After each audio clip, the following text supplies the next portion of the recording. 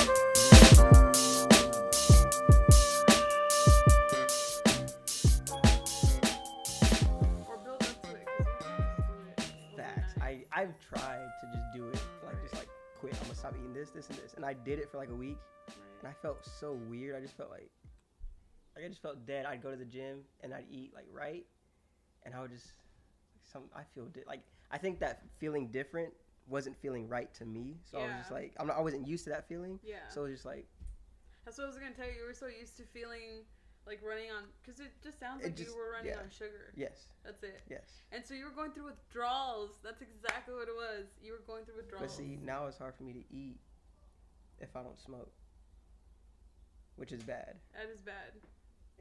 But it's always been hard for me to eat. So I'm pretty sure something has been wrong with me that I haven't. Since you were little? Since I was little. Like, I remember waking up. So for grade school, I wake up, never eat breakfast. Because I always felt like if I was gonna eat, like, it was gonna hurt my stomach. Like, it was just early. It's like early. Like, I can't just wake up and eat. Yeah. Like, that doesn't work. But then I wouldn't eat. I'd be at school and I'm like, fuck, now I'm hungry, but I gotta wait till lunch to eat. 12 o'clock. It's like, it's like, I'm starving. Yeah. And then the little ass meals, you're like, this isn't enough. I was like, give me the cow. I can't wait till I get home. Yeah. But then you get home no and food. it's like, well, now I gotta wait. You're like, you open the fridge, you're like, oh, that's what we're working with. Like the milk gallon and the mustard. You're like, all right. Mustard smoothie it is. I might as well die right now. But yeah, ever since I was a kid, it's always been hard for me to eat. And then I think I hate throwing up. And as a kid, I'd always have panic attacks. Aww. Like, bad to the point where I would. Fucking terrible. Bro, my second grade teacher gave me these panic attacks. Like, okay, look, let me tell you. Fuck that. Let me tell you. Hey, if you're listening to this bitch and we're famous, fuck you. Nah, let me tell you. So, cause anxiety runs in the family. Like, everybody has anxiety, but it's like different levels to the shit. There's levels to this shit. So. There's levels. Right. There's levels to this shit. Ketchup, mustard. Basically, I'd get like, if I got too excited or too anxious, I'd start feeling sick. Oh. Like, I could be excited and like be like hyped to do something, and I'm like, I don't feel good. Dude. And then I'd get anxious. When I get anxious or like nervous about something, that's when it was just like immediately, like, because you're not feeling all right without the bad stomach ache, and then that comes in. You're like, I'm gonna throw up. So this lady that I had, she was my teacher. I remember her name. I don't know if I should name drop. Nah, we don't want her to get harassed. That stupid bitch. Facts.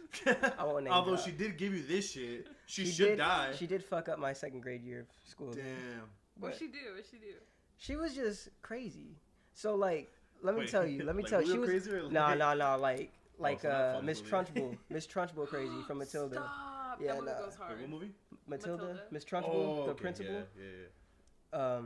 This Oh, wait. lady, that's Medea. Wrong Bro. fuck. I heard Medea. I'm a racist piece of shit. Matilda.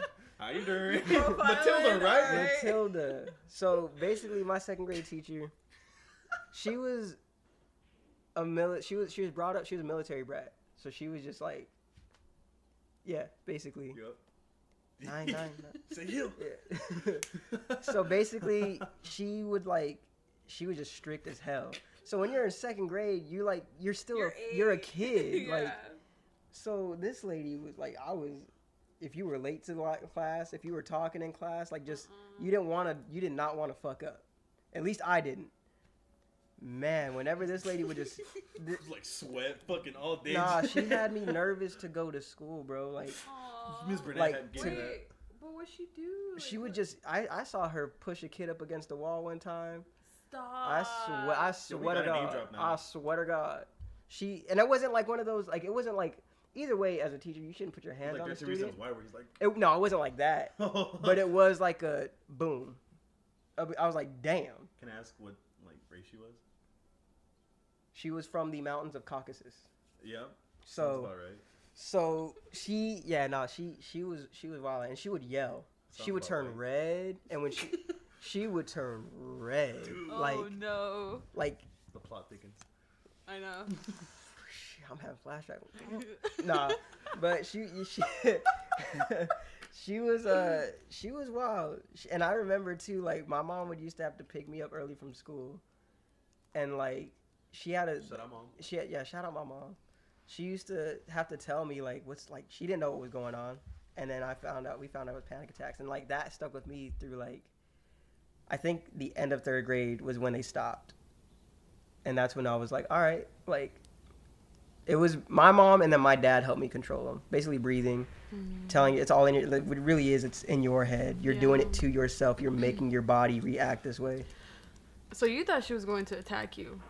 Not necessarily attack, but I thought if I messed up, she was going to give me hella shit for it. And as an 8-year-old, you don't know how to like deal with, not a stranger, but this person who is not a parent or somebody you grew up with. But has authority. Yeah, it's like, and she was running that classroom like. You think she had that like God complex? She was like, these little fuckers are mine for the day. Like, I think so. It was like, I'm gonna whip these kids. It was when I'm gonna whip these kids into shape. Did she ever like smack the ruler on her desk?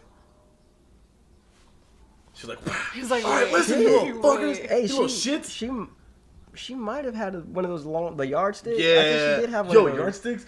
Fuck. But she also had pet roaches. That's hard.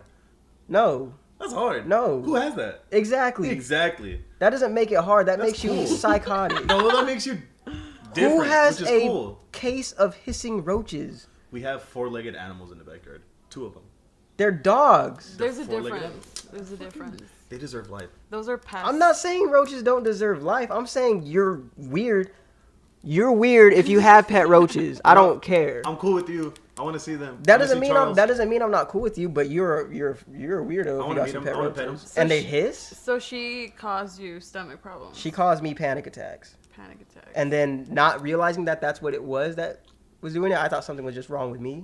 Oh, well, you were 8. Right. So I'm just like, I'm sick. Like, I'm sick. I'm literally sick. Like, that's what I was thinking. Like, third grade, I remember I had this best friend. His name was Ernesto. Shout out Ernesto. I don't even know where he's at anymore. I don't know. Ernesto? When were you going to bring him up? Shut the fuck up. But I remember there was one time. It was the last day of school. Mm-hmm. Last day of school, and the third X-Men movie just dropped. Ooh, banger. So the plan was I was going to go with Ernesto. Or no, he was coming with me to see the movie. Yeah. With me and my family. Yeah.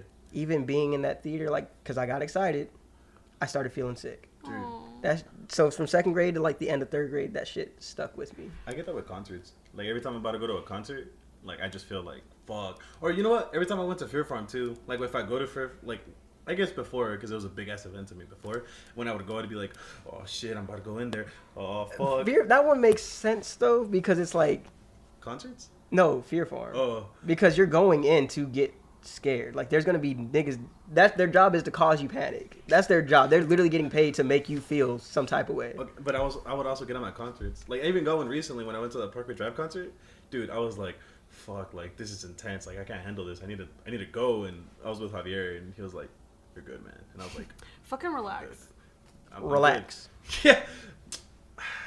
But yeah, man. I used to get like really bad anxiety attacks, panic attacks, like a couple years ago. But it'd be like that. We're better now. It'd be like that. We are better now, but we're growing. Trying. So full circle, you need to eat more. Period. Just like, but healthy. Period. Give me some tree, and I could do it. Cause like even right now, without the tree, even right, I want tree. to. That's what I want to. It's you just need to make yourself. And see, that's the thing. Every time I think about it, I'm just like, nope. I'm gonna. You have to. Like, you need to try, cause it's like you haven't worked that muscle, and your body's not used to eating right. No offense. It's not. Okay, no, good. Full offense. Full offense. You're not no, used to eating right. It is. Yeah. It's not. I'm pretty sure if I went to the doctor. Yo, what the fuck are you doing? Are you fucking serious? So you've had this, and this for about like 3. How old are you? Dude, I'm scared to go to the get a crazy checkup. Like, oh, bro, like, yo, hey, you got fucking. You're pre-diabetic, bro. Yeah, dude. Not only are you pre-diabetic, you have like, what is it, Parkinson's and shit. Like that's what I'm more scared of because like when I get caffeine, I'm just like. Honestly, though, like all that can be resolved with a healthy diet. Your body will start changing once you start eating and fueling it right. She's lying. Period. She's one of those liberals. I'm not. No. Let's make that clear. No. She's a liberal. I love myself. When you realize your body's a machine, you will literally like look at pizza and you're like, do I really want to do this right now? Because you're going to realize like that pizza is going to go through your cells and then your cells fuel you and then like. I think Andrea's a robot. I'm not a robot. A machine. Yeah. When you drink water. No. Did you take anatomy? Like, anatomy helped me realize my body literally is a machine. You know how much effort, how much like steps, just like extracting or contracting a muscle is. So like. And like different releases and like chemical reactions, and then you're like, oh my god, my body's doing this at this time. You know what I thought when my body was fucking dope? Like the moment I heard this, I was like, I'm a fucking god. When like our brain sends electricity, like. To like fucking move shit or like energy. I was like, why the fuck do we have energy in us? Like we just have this like energy just building every day, and we're like, I just sent like I sent electrical shocks to my nervous system and to like my muscles to like contract this muscle, right? And to like let go of this one, right? And then I was like, this is intense, exactly. Bro. See, I realize all that. I get it. Because when you have to take like psychology courses. You have to take like body courses because okay. There's endorphins in your head, or there's like these like you release hormones, and hormones can do like this to your body, and hormones you can like just control everything. Dude, honestly, body, period. What you could be going through is the like the THC and like the weed and shit is what gives you like it releases like endorphins, and that's what makes you crave and shit. So once you get a surplus of it and you stop, your body is like, I need that so I can get this. Your body's not producing it. Weed is cool. I don't have a problem with it. Are you trying to tell me I'm addicted? No, is this an interview or an intervention? You're codependent on it. You're codependent on it. Oh yeah. Your body is codependent on it, right? Unconsciously. Yeah, because you're not producing those endorphins naturally. So now because your body notices, oh, I get it. Whenever he does this, I'm gonna stop. Exactly. Because the hormones or whatever, the chemical reaction causes that stuff to be released, so your body doesn't have to do anything. That's why when people who are on crack and stuff, if they stop, they literally die. Yeah. They literally die. This shit wild to me. Yeah. And see, you didn't know this? Back to what you were saying about like when you said you took anatomy, I did realize like the body does those things. But when I was in anatomy, a nigga was just trying to pass the class, so I wasn't sitting there. But like, now that we're saying it, you're like, no. It's always like I've always like known like it wasn't like that in depth, but I know like we send signals to the limbs and like all this is me like I'm talking, telling myself to do these things, and wow, it's actually really crazy now. I'm really thinking about it. Though, like the shit that you're saying, your body literally already thought of it. I'm so glad I'm not hyped for this conversation. I know. Me saying that I'm doing this and then talking about doing it, it's like. Wait a minute. Your brain I almost imploded doing that. Your brain is 10 steps ahead of you. Dude, at all times. What we see is like a second or like 2 seconds before it already happened. Like that happened already before your brain can even like produce just your it. eye period is impossible, Dude. The whole makeup of your not eyes. Only that, like, not only what? that, like it's like your brain is doing like a fucking trillion things in 1 millisecond. Yes. In a millisecond, dude. Yes. And it's like what I'm saying, what's coming out of my mouth is completely freestyled by the thoughts that are in my brain that I have to react to. That's so fucking wild to me. Just like speech alone, and the fact that you can listen to what's coming out of my mouth, which are just vibrations, and it like produces something in your fucking head. Because your ear makes it up. By, like, it's set up. You're like, dude, huh? it's literally just yeah, like that's all it is. Yeah, it's wild, and it's a language. And then once you realize, I think like, I'm gonna have panic attack. Hold on, it's only starting. There's certain things like so, like whenever you fast, your body is so incredible. So when you're fasting, your body isn't like using any fuel from your body because you're just running on your own fuel, right? Mm-hmm. Your body literally looks at like your cells and like your composition and everything and looks for the shit that's already dead to use it first and, you know, fuel it and burn it out, and then starts using cells that actually work and are healthy and things like that. So who the fuck told the body to go for the old cells first and then start using the ones that are healthy? You know what I'm saying? Do you understand the brain what I'm saying? is just doing these things. Yeah. Literally walking and crawling are like secondhand. Like it literally just happens because the brain's like, yo, check this shit out, baby. This shit's wild. Yeah. And the baby's like, whoa, this is fucking wild. Hey, hold on, wait a minute, Dan. Hold on, Dan. Wait a minute. Literally, and once you like, I just got what you said. Fucking.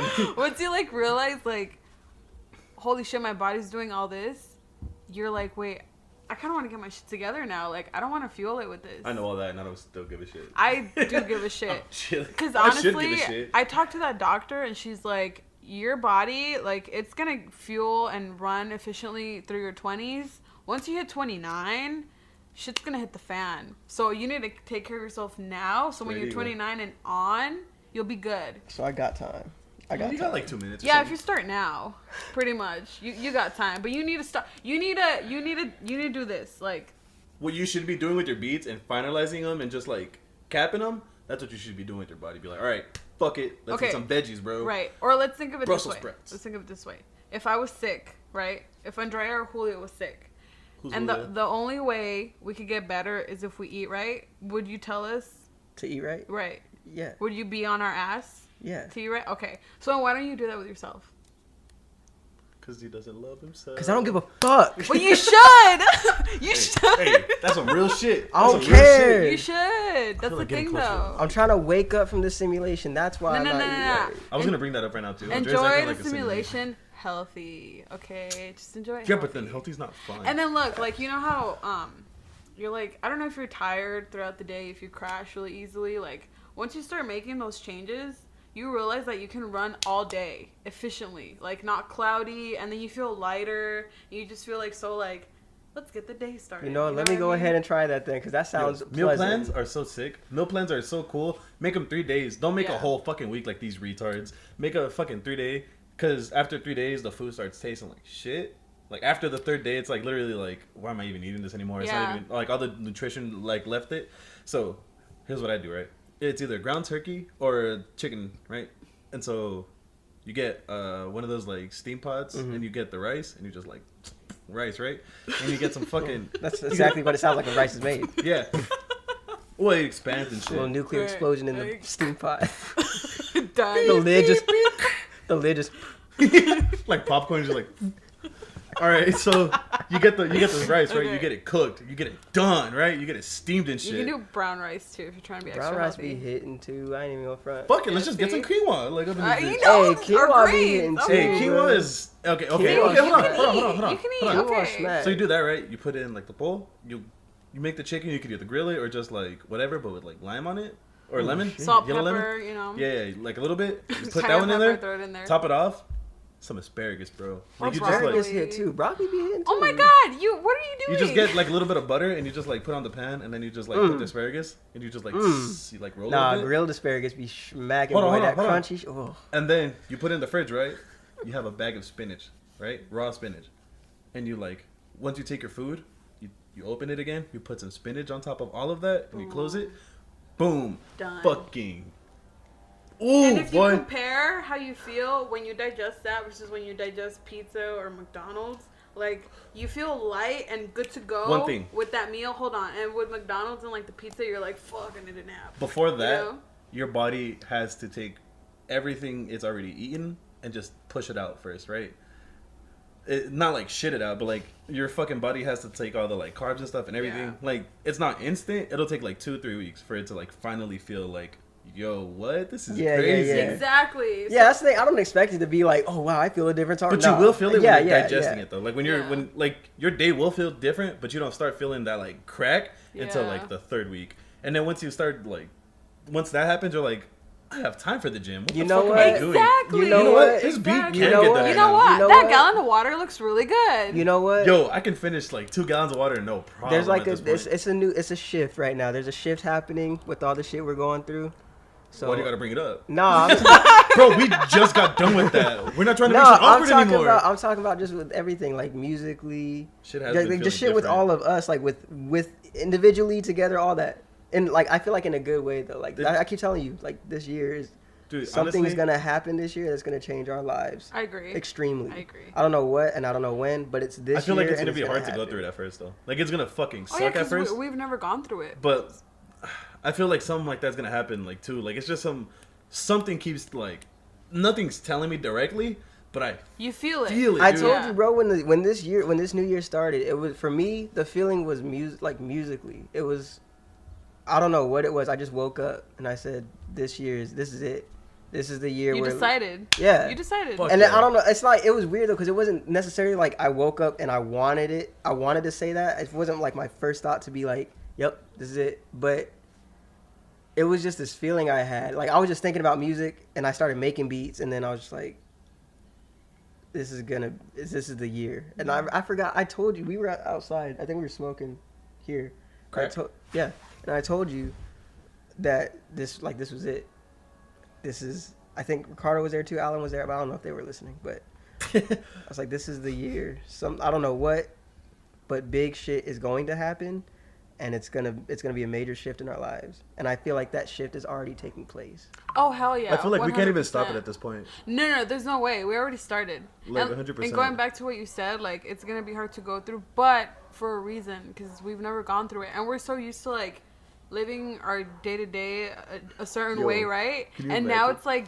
Can you imagine all of MTN and fucking like Japan just like performing, dude? I know. Taking pictures? But because we made the shift. Imagine if we never would have decided. Imagine if I was still scared to like put this out. Dude, imagine if I never fucking forced you to do that podcast.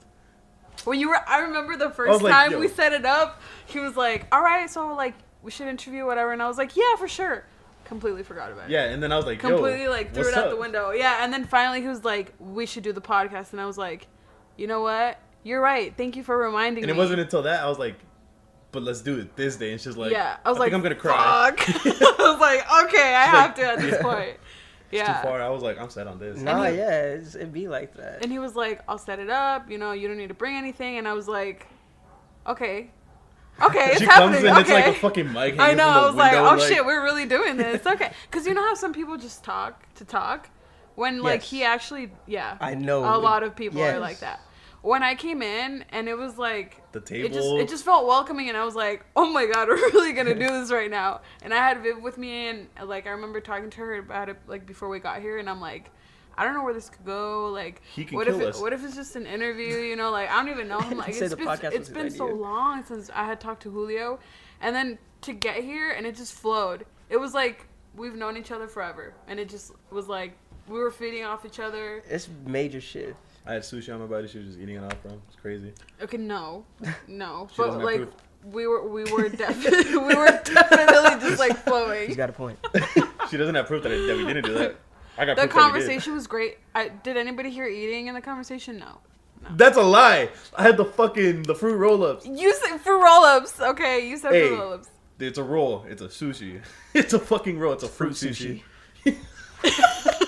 You said it the same, bro. MTN, bro. Honestly, no, but that's been happening because we did that twice already with the Papa John's thing and the May the 4th thing. Dude. So I'm just right now. Honestly, whoever I talk to, I was like, yo, let me get on your fucking head. I'm in your fucking mind without your. I'm actually from the future. I'm here to tell y'all that MTN does work out, but some crazy shit happened. I'm here to tell you, don't drop these songs. This one's a hit, that one's a hit, this one's a hit. And then none of them are hits. You're like, what happened? He's like, you come back, you're like, okay, so for those to be hits, the other one has to suck. So release them all. So on our way here, Dre and I were talking about having, like, doing your 10,000 hours when you start, like, a certain project. So once you do 10,000 hours of, like, sewing or, like, an instrument or guitar or whatever, you're practically an expert, right? How long have you been doing this for? I say since you were in 8th grade. That's what you told me. Like, when you started taking it seriously, it was in high school, like 8th grade. Like, since I was, like, 12, maybe 11. 2008, 2007. What called you to do it, though? Like, what in a 12-year-old's mind was like, you know what? I think I'm going to mess around with Who's music. picking his hair? He's like, you know what? This music should look kind of cool.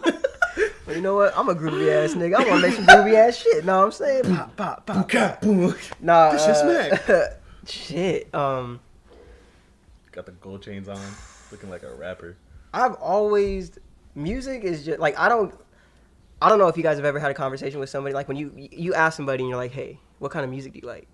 If you've ever come across somebody that has said, I don't know. I don't really listen to music like that. I can't talk to you. It's not because I don't like you. We just won't. We can't connect. We won't be friends. So ever since I was a kid, in a car seat and nodding my head to Backyard Boogie by West Side King. Big ass fro, just like. I was in the car seat rocking back and forth to Backyard Boogie by West Side Connection that my mom would play. And my dad fucking. Bruh, that's all she would play. My mom was on the West Coast stuff. My dad was on the East Coast stuff. So ever since then, they were just like, they knew that music was something that was a thing. They just didn't know how far I was going to go with it. And I didn't either. Like I told you and Viviana last night, before music, I want to be a chef. So after that, I don't really know. I think, I played a lot of video games. DJ Hero. Fucking nerd. I'm just kidding. No, I played everything. I play everything. But DJ Hero just dropped, and I was like, that's cool. And at this time, I'm doing my own, like, I'm finding music on my own. I'd go on Adult Swim, go on YouTube, and just listen to beats, whatever I liked. And DJ Hero came out, and I was like, damn, they're like remixing. Like, that was the one game where, like, you could play it, and nobody would complain about it being on because the music was good. Like, people, like, they liked it. Like, it was like, this is tight. They wanted to see how you could play it or see if you were going to mess up. That Tupac song in that bitch? Yeah. They had some crazy mixes on that. They had some crazy mixes on that game. Hard. But, so that happened, and at first I was like, you know what? I want to DJ. I want to do that. I want to make my own mixes. I want to make songs together. And then, 12. Yeah. Actually, a little bit before that. He was 5. Like, nah, fresh out the womb. Yeah, he's like, I want to be a chef. I was never mind. I was like 9 or 10 when I decided, like, I want to DJ. Like, that's what I want to do. So I literally downloaded this app on the Mac that lets you DJ. It was like I didn't have nothing to use. It was literally just a mouse, and I was clicking on the records to scratch them and stuff. But that's what I was doing. Like, I was teaching myself how to, like, transition into songs, mix songs, and then doing that makes you listen to more music. So then I was like, okay, I want to make something from scratch. Like, I don't want to mix anymore. I want to do something from scratch. And we had a Mac computer. Every Mac had GarageBand. Mm-hmm. So my dad, I told him, I was like, I want to make something. He's like, well, here's this thing you can use on the computer that lets you make music. I would literally sit in the computer room for hours. And it was a family computer. So if somebody was on it, you couldn't get on it, or you had a time limit on it or whatever. I would be in there for hours. Speakers blasting, making shitty ass GarageBand. Alexis was in that bitch like, Dre, hurry the fuck And her room, it's funny too that you say that, because the computer room, her room was the closest to it. Was it the old house? The one that I worked? This was on 67th and Baseline, so nah, nobody had it. You guys had not seen this house. We weren't even, like, we weren't talking or hanging out like that. I feel like mentally we've always been hanging out. This was back when I was still at Desert Meadows. Oh, nah, I didn't even know you existed. Yeah, so she would, like, they were just like, damn, this shit is loud. Like, what are you doing? And they weren't good. They weren't good, like, beats at all. But at the time, I'm like, you don't care because you're starting out and you're like, I'm making sound with these keyboards and I'm doing this and that. So it's, after that, it was just like, I don't know. It's just, you do something and you just realize it clicks for you. It's like, this is it. And it's, it takes some people a lifetime to find that thing. And I feel like I got lucky. And honestly, shout out to Jay Dilla. Rest in peace to Jay Dilla. James Do It Yancey, rest in peace. Because if I had never came across his beats and never realized how much love he received from people that genuinely enjoy music, I wouldn't. That was the push I needed. As soon as I heard his music and it made me feel like, just from beats. No, he's not saying nothing on the stuff I'm listening to. It was all instrumentals, and I'm getting these images in my head and these feelings, and I'm just like, this guy is saying no words and just making music, sampling stuff, flipping it, and it's making me react. And I was like, I want to do that. I want people to have that. Kind of like last night at First Friday with the guy with the violin. I don't know what that violin was had. Was it the dude was it like a little stand? It was like he had like a clear ass violin. It's like an electric. Yeah, and it was like had a purple light, and I don't know what the fuck he was doing, but Dre said it perfectly. It felt like he went like under my ribs and just like started pushing. He knew, so it's like he knew what he was about to do. What he did, he was sitting there, he was standing there holding the violin, and he was just barely tapping it because it's an electric one, so it's like you could barely touch it, it'll make a noise. And he knew what he was doing. Obviously, he wouldn't be out there performing. And this dude was sitting there, and he looked at the crowd a bit and like tapped his foot, like just to the music that was playing, and then just hit this note. He looked dead at us. He just looked at us. Vivid Dre and I, and he hit the note. He smirked, like he's like, yeah, fuck yeah. And like the feeling, it wasn't necessarily a bad feeling, but the fact that it was physical, and it just brought on this sense of vulnerability. You said that. It was like, this guy knows me already. Like, without even knowing me, he's making me feel something. He literally, like, so what it felt like was, the way I explained it, which probably it won't make too much sense, and I'll probably sound crazy, but it felt like a demon was sexually harassing me. I feel like I felt like hands were coming like from behind me and going around my chest, and then they went down to my stomach and then like dug into my ribs. And it didn't make me feel sick. It was just like very like it was weird. Like it felt a little bit creepy, but I wanted to keep finding out where he was going to go. It was welcoming. Welcoming. That's hard. Yeah. Mine didn't feel like something was going over me. It just felt like it went directly through underneath my stomach, and the pressure just got worse, but like it was like a good pressure. Like I kept wanting him to keep going, and once he like looked at us, he knew. He's like, those three or whoever else. So he just followed us the whole night? No. So basically we were walking. He kept playing his violin. No. But after that, like, it just set the whole night. Yeah. That was... It definitely... Because after that, the night just, like, flowed and shit happened to us. You know what? I wish I would have fucking It did set the whole night because he... So he did that. He looked at us, played that note or whatever. And when he looked at us, like how you said, it was like he knew. And then we met Cole. We met Cole. Shout out to Cleanse. Shout out Cleanse. We met Cole, and when he was telling us about his designs, his shirts, his prints, he said... You have his Instagram? Yeah, I'm about to shout him out real quick. Can I see that? No, but keep going. Shout out Cole. He was telling... We were obviously interested in what he was doing, what he was making, and the clothes. Like, these are... You can't find stuff like this anywhere else. He captured a moment, and you get to wear the moment out. You can't, you find these things anywhere else. People who actually put their people who put their soul into the things, you feel it different. And it's so much different. He said that. So what happened was like how you back to the guy with the violin looked at us, knew we were gonna feel it. We've talked to Cole. He tells us about the picture on this shirt, about all the shirts, and we're reading the pieces. And I asked him, I was like, "Are these original?" He's like, "Everything you see on these shirts is." Original photos by me and original, like, everything on there, the writing, everything.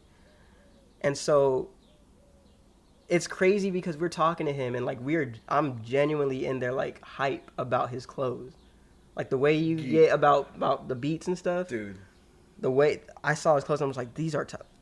She heard me. Viviana heard me. I was going around touching all of his clothes. Like, these are amazing. I would have been there like gawking with you, dog. And he said, it's beautiful. Andrea and Viviana, all of us were talking to him, and he said, I'm just really glad that you guys get it. And that, like, to us, that's just like, it's like, yeah, like, of course. But then you got to think in hindsight, it's like people genuinely don't. And then after that encounter, we literally talked about that for the rest of the night. Like at First Friday. Yeah, it was you guys just, even that came was to the it. party and you guys were like, "Yo, we met this guy," and I was like, "I wish I was." It was. It was. Is he always there? Is he always there First Fridays? I don't know. That's the thing. That's the first time I've seen him. I hope he keeps going. I hope he goes same. next time so I can see him. But it was literally like, it was like he was waiting for a sign. Because we got there and he was like, I just want to like, One person you guys just get it. Like, you, and I'm so glad you get it. And he's like, you see, basically saying like, you see beyond the shirt. Because like there was a girl that he was talking to before we got there. And not saying like, oh, we're the only ones that get stuff or whatever. But she literally said, I don't get it. She literally said, you know, and you can tell by the price, like, I didn't care how much the shirt was. Yeah. Because the story he had behind the shirt, I was like, I need to have it. Because I want to represent him. And I want to carry that moment and catch that guy's eye or that girl and have them come up to me and then put them onto him. Yeah. And, you know, at that point, and right now, I realize that whoever, like, notices art or notices the shirt or whatever, they're going to get gravitated towards it because they actually get the message. People that don't understand it, don't like it, they don't get it, and that's fine. Not everyone's going to get it. Not only that, the first time when we were talking about that. I also feel like when it comes to shit like that, if you're creative, you know that it's hard for people to understand what you're trying to do and where you're coming from unless you are creative yourself. Exactly. And it's not that people don't, it's not people, I feel like people that don't get it, because it's a choice to want to understand something. If you don't get it, you don't want to understand. Because like you said, that girl came up behind, was looking at the jackets, I don't get it, and walked away. Yeah. You could take the time to understand, though, if you really wanted to. It's not that you don't get it, you don't want to get it. I think there's a fine line, though, between all that. Like, so, if I make a song about my, like, only my... If I... if I make a shirt or something that's, like, extremely, like, personal to me... Yeah. A lot less people are going to be able to understand it. That's why a lot of like these songs that are like poppy or whatever that get a lot of traction is because a lot of people can relate to them. And a lot of these artists out here that are putting their heart and souls onto it are making it extremely personal, which is cool. I fuck with that because the songs that we make are extremely personal. This podcast is extremely personal to Andrea, and not a lot of people understand that. But when you do finally, like, that guy is putting his heart and soul into these shirts, and you guys probably made his entire night. I think we did. Or made his entire month. No, maybe it was a couple months that he's been doing this and nobody understands it. And you guys just came up and were like, no, here, we're a blessing for you. And I told him, I'm like, ignore everybody. Keep doing what you're doing. The right people will come to you. Just keep doing what you're doing. And it was like, you just saw his, like, tension go like... I will say this, even if I wasn't there, he needed to see you, and he needed to see Andre and Viviana for sure. Because you guys, well, I'm telling you, when you told him about the podcast and how you wanted to interview him and how you felt about his clothes, he did not know what to say at all. It literally, the expression on his face, like, I looked at him and was like, holy shit, like, we made this guy's night. Right. And just by talking to him about the shirts and like, well, that's all it takes. and it's crazy. That's what I was telling both of them that last night. Andre and Viviana, I was telling them, because I saw this dude, like, he was cool, you know, chilling. By the way, he was fitted. This nigga was fitted. Yeah. It wasn't like nothing crazy, but it was just like, it's a clean fit. Yeah, that dude cool. He had cool. style. The subtle shit. Yeah, they were. The hardest shit. That's the first thing I noticed. I was like, where'd you get those, man? But we left the stand. We told him that, you know, please keep making the shirts, and we would see him if he came out again next First Friday. You guys are beautiful people. Bro, that's all I could think about because I wish somebody, like, I just wish another person could see what I saw. I don't know if you guys even saw it, like, in his face. I didn't. He, like, it was when he was trying to figure out what to say. He was like, wow, like, thank you. Like, he was just, like, his eyes lit up. They glowed. Dude, they lit up. His mouth was, like, he stammered. And I was just like, we walked off, we left. I'm gonna cry. We walked off and we left, and I'm telling him, I'm like, you guys are, like, angels. You guys are the greatest people. Dude, when like, they fucking did that shit for us, when they came Sunday and they were like, yo, so we got some news for y'all, I was like, oh shit, they're gonna hate us. And they were like, so we were at this fucking event, right? And these dudes, they were alright, but MTN could do it better. So we talked to the people. I was like, why? Like, what the fuck is wrong with you guys? Is this a setup? Yeah, I was like, wait, they probably want us dead or something. It's gonna be we're gonna go viral for sucking ass.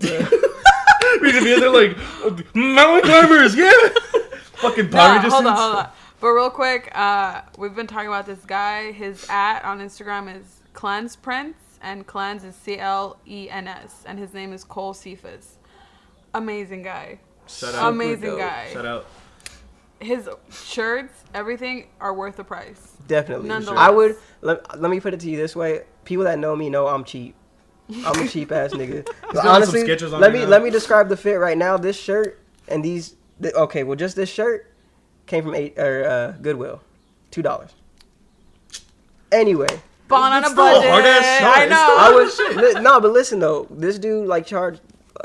It was up there for a shirt, but with the story and the meaning behind the shirt, it's. I drop money on one of his shirts before I spend any money on a Kanye West shirt or hoodie. Guest shirts. I buy a lot of these like industrial, like a lot of these shirts that are made by like fabricated by like a fucking sweatshop in Thailand or something, right?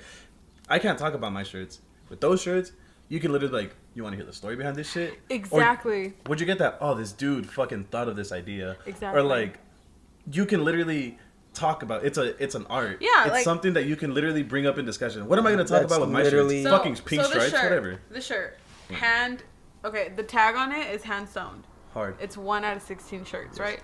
This picture right here, it has to do with his best friend. They go way back. I think they met when they were like 2 years old, right? And the lady on the shirt, I think, was he in the Caribbean? He was in the so him and his best friend went to the Caribbean with Cole's parents, right? And he was out there taking photos and stuff, and he took this picture of this lady, and it reminded his friend of his grandma. Exactly the same. They look exactly the same. So he took that photo, and not even to make a shirt out of it, he just took the photo. Right. And his friend asked him, "Hey, are you gonna put that on his print, like on a shirt?" And he wasn't, for sentimental reasons, right? To respect his best friend. But then his friend told him, like, you need to. Yeah. Like, absolutely. Yeah. And, like, if you look, the color, like, where have you ever seen this color anywhere? Not only that, it's like, it's so many, there's feeling behind it. Like, yeah. You look at it and you're like, what is that lady looking at? Or why is there a fucking Coke bottle Then there? you hear the story behind it, and it's like, it makes... Yeah, this is why this picture was taken. Yeah. This is why this picture is on the shirt. And I feel like he was just trying to keep going. I was like, stop, just give me the shirt. Like, I just want the shirt. Like, period. I was gonna get another shirt that had like a rose on it, basic. It was a really cool shirt, nonetheless. Same guy. He has amazing prints, but instead of, I could have gone with what I was comfortable with, but the story behind it just made it even more worth it. It's a fit. It's a fit. It's a fit. It definitely is. And now whenever somebody looks at it, I want them to go check him out immediately because his art is great and it's different. And he's a genuine ass dude. Like, going to First Friday, you do meet genuine people, but you can never really tell because it's never that one-on-one. We met him when, like, right about the time it ended. Like, they still had a little pop-up shop still going, but some people were closing down. So when we got to talk to him, the night was pretty much over for that First Friday, and that's when you really find out how genuine people are. Yeah. And you can't do that a lot at First Friday because if you go, it's crowds and you're watching. Everybody's watching. It's just performances. But that one-on-one, honestly, that was the best First Friday I've had. Yeah. And we didn't even check out like music stuff. It was just walking around, looking at the scene, peeping the scene, looking at art, and talking to that dude, and just. And the craziest part, we weren't even gonna walk that way. No, we weren't. Viviana was the one leading us. Yeah. She was like, "We're gonna go this way," and then she's like, "No, we'll go this way." And we walked down. She's like, "Do you want to check out over here?" All right. That's tight. No, I like because I do that a lot when in Flagstaff. There's a bunch of like these little random ass shops and stuff, and it's like you find the most shit when you're like, I usually go this way. Let's go through this little fucking alley, and you go and you're like, this is a store, and so you go in there and you're like, what the fuck is this? And then you ask, and it's like, oh, there's stories and shit behind it. But those are literally the moments that are like, you get shit, you get gold out of it. We went with the flow, and going with the flow, like we met that guy, and it was fucking fantastic. Maybe he was supposed to meet you guys. It was 100% like soul reaching almost. It was like, this soul needs to be helped, I think. Because that's what, like, on some real shit, like, you guys, we needed, like, somebody like you guys to be here, like, helping too. Because this networking shit, we're not anywhere capable. None of us are capable. To be honest, meeting you guys made me decide for myself too that, like, I got to do shit whether or not I'm going with the group or not. That's Same. what made I've had that whole attitude about like how we talked about earlier, like if don't need to do this, want to. Mm-hmm. But like networking and shit, when it comes to like going to events, it was more of like sketch. Not sketch, but just me. I'm not that much of a people person, and I don't know how to talk to people about music, especially because when it comes to music scene out here, I sit back and listen. I take in what everybody else is doing. I don't really put myself out there because I'm trying to see how people react and how genuine people are doing, right. Like how hard people are going for this shit. And going to those events, I don't know. It's just like I think I think too much. I overthink it. But meeting you guys and like you guys talk about the networking and how like you go and talk to people and then just doing the podcast, like you got interviews lined up. You do back to back shit. So that I was just like, fuck it. If I go with the group, cool. If they want to go, cool. But if not, I still gotta go and talk to these people and make these moves because closed mouths don't get fed. Yep. And they don't get no bread either. Yeah. And you owe it to yourself. Like you were given the ear that you have for a reason. And you're being selfish if you don't do anything with it. Honestly. Yeah. Dre, honestly, every time I talk to you about fucking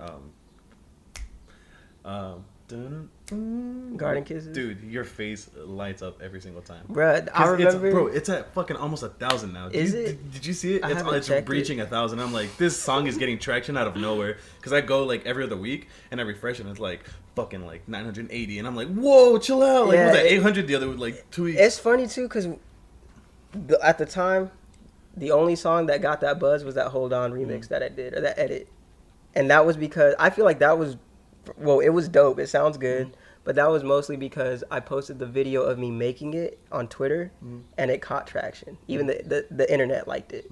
So I was just like hype. I remember that. I was like, you were like, whoa, dude, check this shit out. So as soon as that happened, I was like, bet, I'm going to make this, like, I'm just going to go in. So I did that. And that ended up getting like 3,000 plays. And it still gets plays. And it was cool.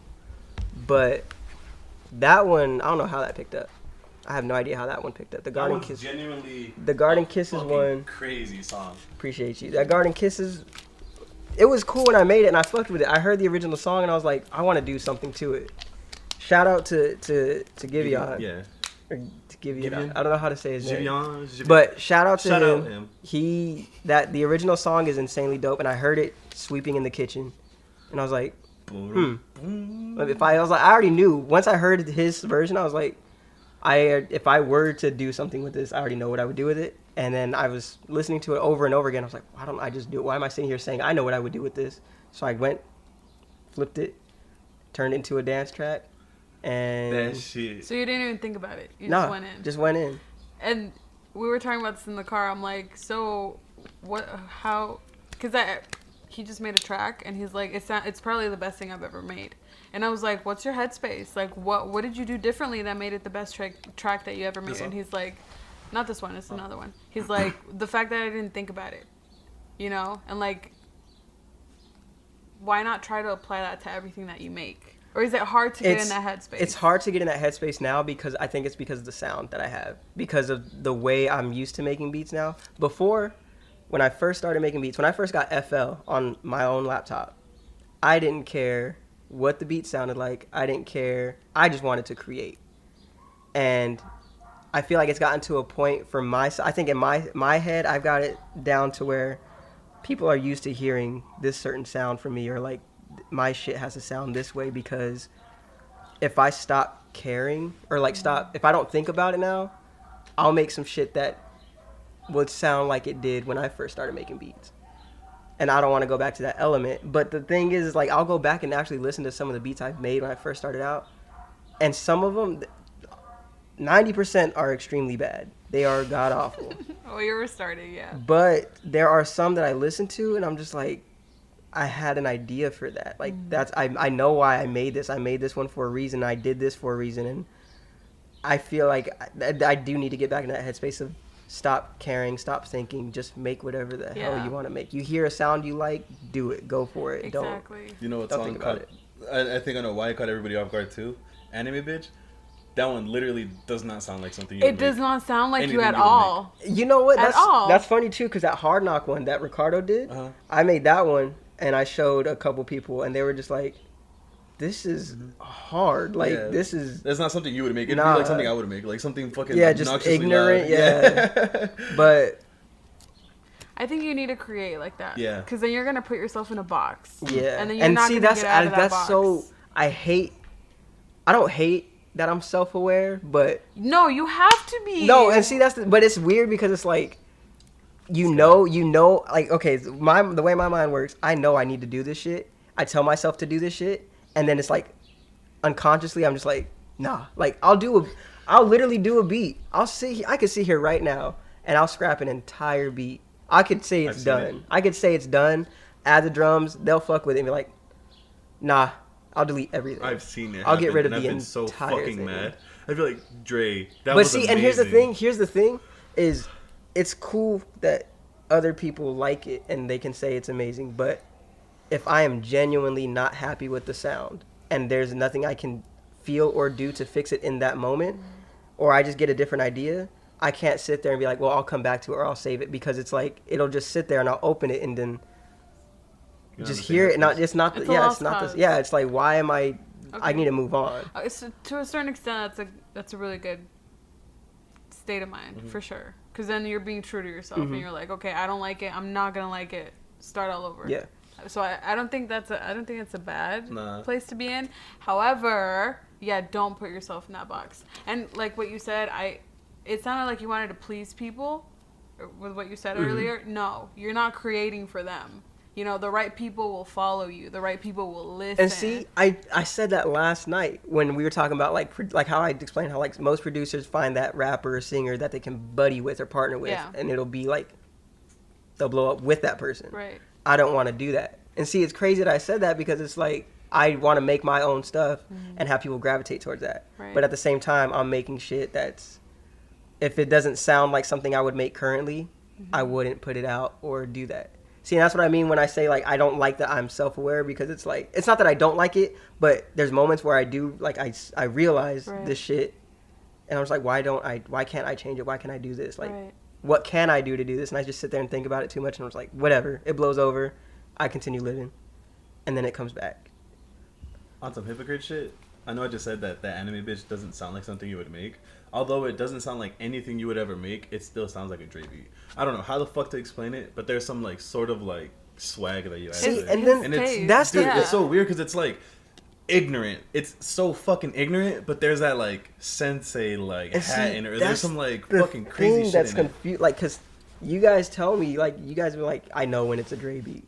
I don't even know when it's my beat. Because it's natural to you. You're not gonna see it. And like you guys tell me like I have a sound, and I'm just like, I don't even know what that. I can play you Garden Kisses, that edit that you made, and Anime Bitch, and they would sound not the same, but it would be like the same dude made this, the same exact. And you'd be like, dude huh? And you'd want more. And you'd be like, what the fuck? What do you mean? Like, he can go from like ignorant to like this. I wonder what else he can do in the middle. See, that's like everything. That, like, comes back to not putting myself in a box. Cause I literally I say that, like, don't put me in a box. I don't want to be put in a box. But I only mean that by like my versatility in terms of what kind of music I can make. But how you said about pleasing people, so it goes further than that. And I don't think I was thinking about it like that either. When I meant by putting myself in a box, it was more of like, don't tell me I can't make this kind of music, or don't think that I can't make this kind of music, because I'll find a way to do it. As much as I hate country, if somebody dead ass challenged me and said, they'd have to be on some straight shit talking. Like, you gotta come from my head for me to make a country song. Bro, I'm telling you, bro, MTN's going country for one, like two EPs. And see, that's by choice. I won't be doing that, and I can't. No, we're not doing it. Scrap. If you like country, that's all good and fine. It's racist. Not for me. It's not for me.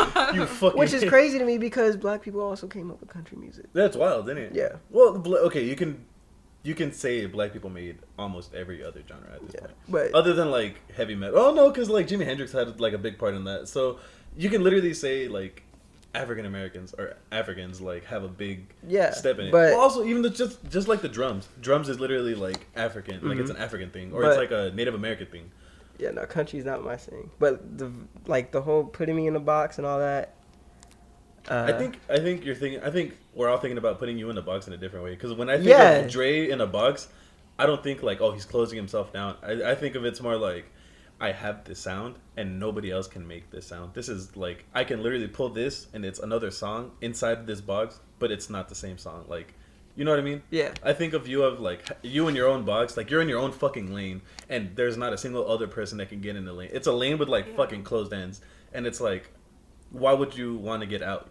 Because everything you're doing already is perfect. Like, and then when you get in your own head, when you're like, oh, I don't, what'd you say earlier right now? Where you were like, I wanted to make it sound like I made this, right? Or like I have a sound. Yeah. Regardless, whatever you do, Dre, it's gonna sound like your song. It doesn't matter what you do to it. For some reason, it has like this Dre like energy in it. It's so weird, dude. But it's like, if it's not the drum pattern, it's the tempo, or it's that little throbbing. shake. Yeah, that little throbbing. I know what you're talking about. It's something in it, and it's like chain. That's a Dre shit. Yeah, that's Dre, 100%. And because I compare you to like what other people are dropping like around us, like locally, and I'm like, dude, what? You know? Hey, when I told you guys earlier, or like that first podcast, Dre's the best fucking producer in AZ. And I think it's because everybody else sounds the same.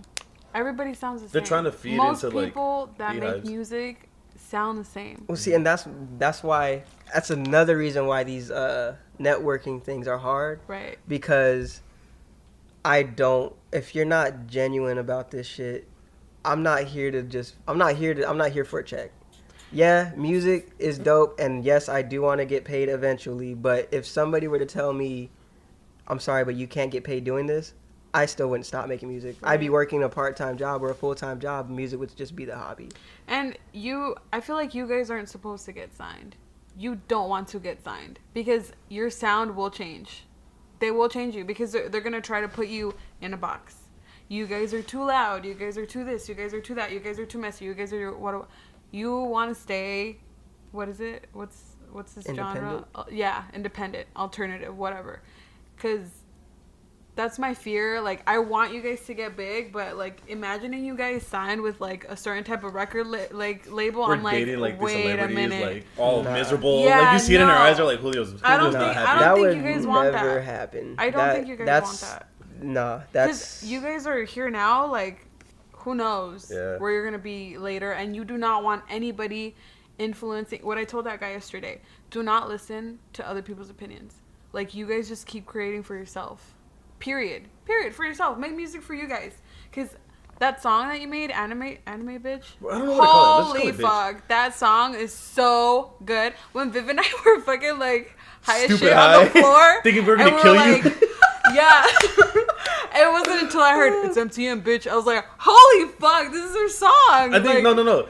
It was the fucking Dre's part. It was towards the end. Yeah, it was Dre's part for sure. And you're like, is that Dre? And I'm like, yeah, this is our song. And you're like, what? Yeah. And you're like, honestly, I thought you were just playing music on Spotify. And Viv was like, tell me why I thought the same thing. Like, and I was like, run it back, do it again. Yeah, and I was like, I literally I told you guys, and they're like, we didn't hear it. How are we supposed to know? And then I played it again. It's like, it's fucking MTN, bitch. And they're like, oh, that's how I'm supposed to know. And that's when I knew. I'm like, all right. The boys. I'm not worried. Nah, it's just a matter of time. And that's another thing, too, is because, so, like, when Julio approached me about wanting to make music, now, in high school, me and Julio weren't, like, we weren't, like... You just put the deuces up for me? Yeah, but I put the deuces up to everybody. That's how... You ain't special. No, it wasn't just a deuce. No, it wasn't just deuces. It was a little... It was like... Yeah. Hey, look, headphones in, afro hoodie, sweats, and just going to the next class. And I was just like... Fresh. Like, hey, what's up, Dre? That's how I talk. That's all it was. But he first approached me about wanting to do music and shit. And I was like, okay. He came over to the crib, and we didn't even make shit. We just talked about music. Hours. Which is usually how I like to do things. I like to get a feel for let's not make shit. I want to see where you're at with music. And so after that, it was like, all right, tight. Like, let's do some shit. And even then, that didn't happen for a while. Because we kept hanging out, but we didn't do shit. At that, it was still like we were still building that foundation of like friendship, being cool, being friends, and all that. Because I wasn't even hanging out with Ricardo or Alan. Yeah, it was just me and you. It was literally just me and Julio. And other people. Yeah. Mm-hmm. But fuck. But yo, that time was crazy. But it was cool, right? Because Dre knew I wanted to make music. He didn't know about MTN yet, and MTN was still in my head. And I was like, do I really want to bring this back, right? And I had the other group of friends, right? And it was like a couple months in, and I was like, Dre, come over. We're having something at my house, because every weekend we would still have like these little parties and stuff. And there was 2 people in the group that wanted to rap. Everybody wants to be a fucking rapper, but I saw potential in these 2, right? And I was like, Dre, come over, bring your laptop. Let's fucking try some shit.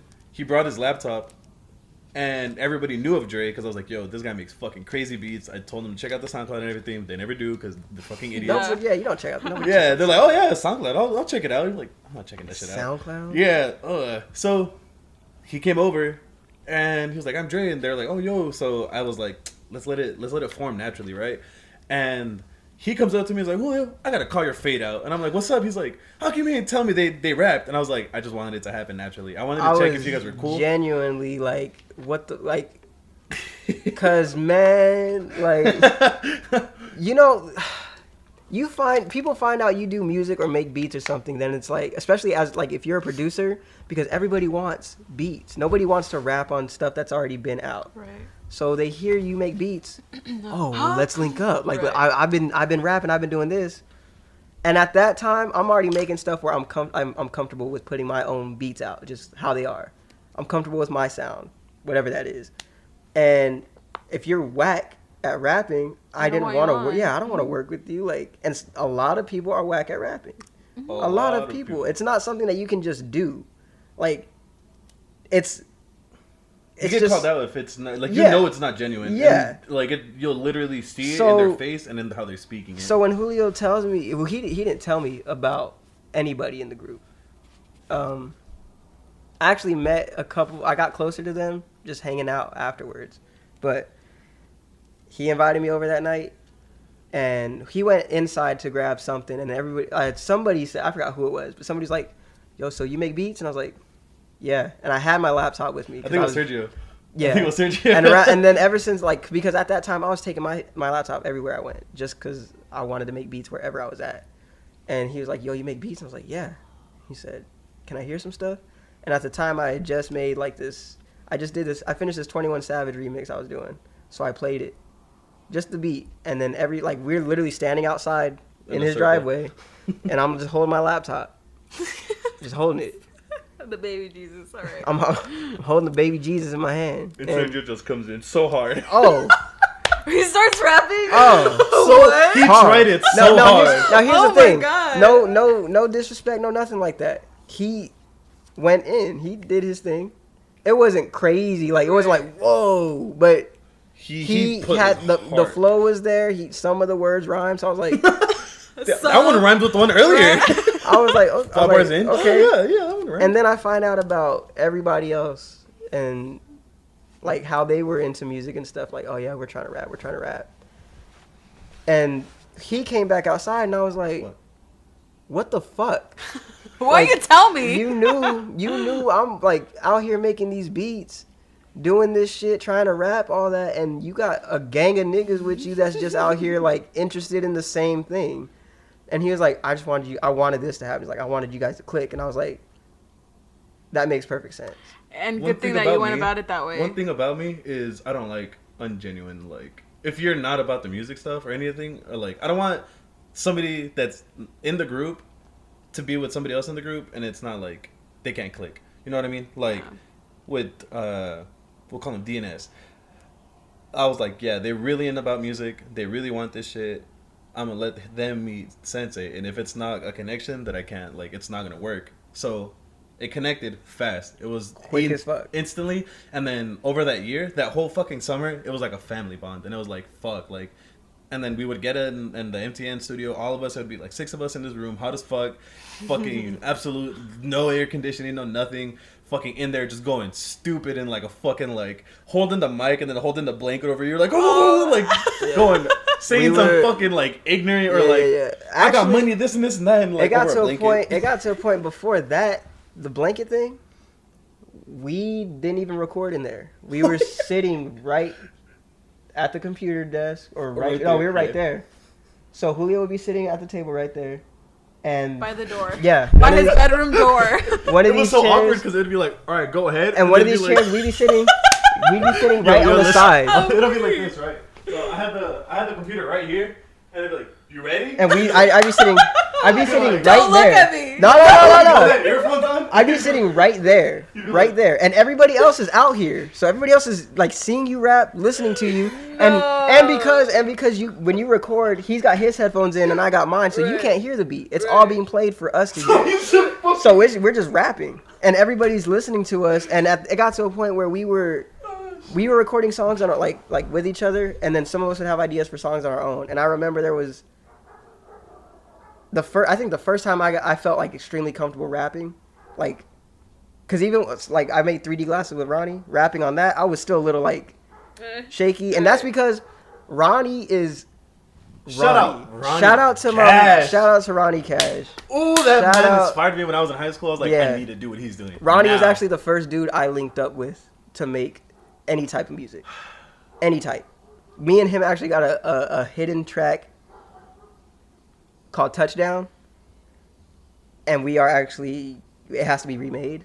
We've been talking about it. It's going to happen. We just don't know when. I remember when you showed me 3D Glasses before it was even 3D Glasses. Like, it was just a beat, and I was like, oh my God. Whoa, what am I listening? Because this was the time where I would smoke like every day, and I was like high to my mind. I was like, what is this? And he was like, you like it? And I'm like, yeah, that shit's hard. And then they played it with vocals, and I was like, and I was like, whoa, what?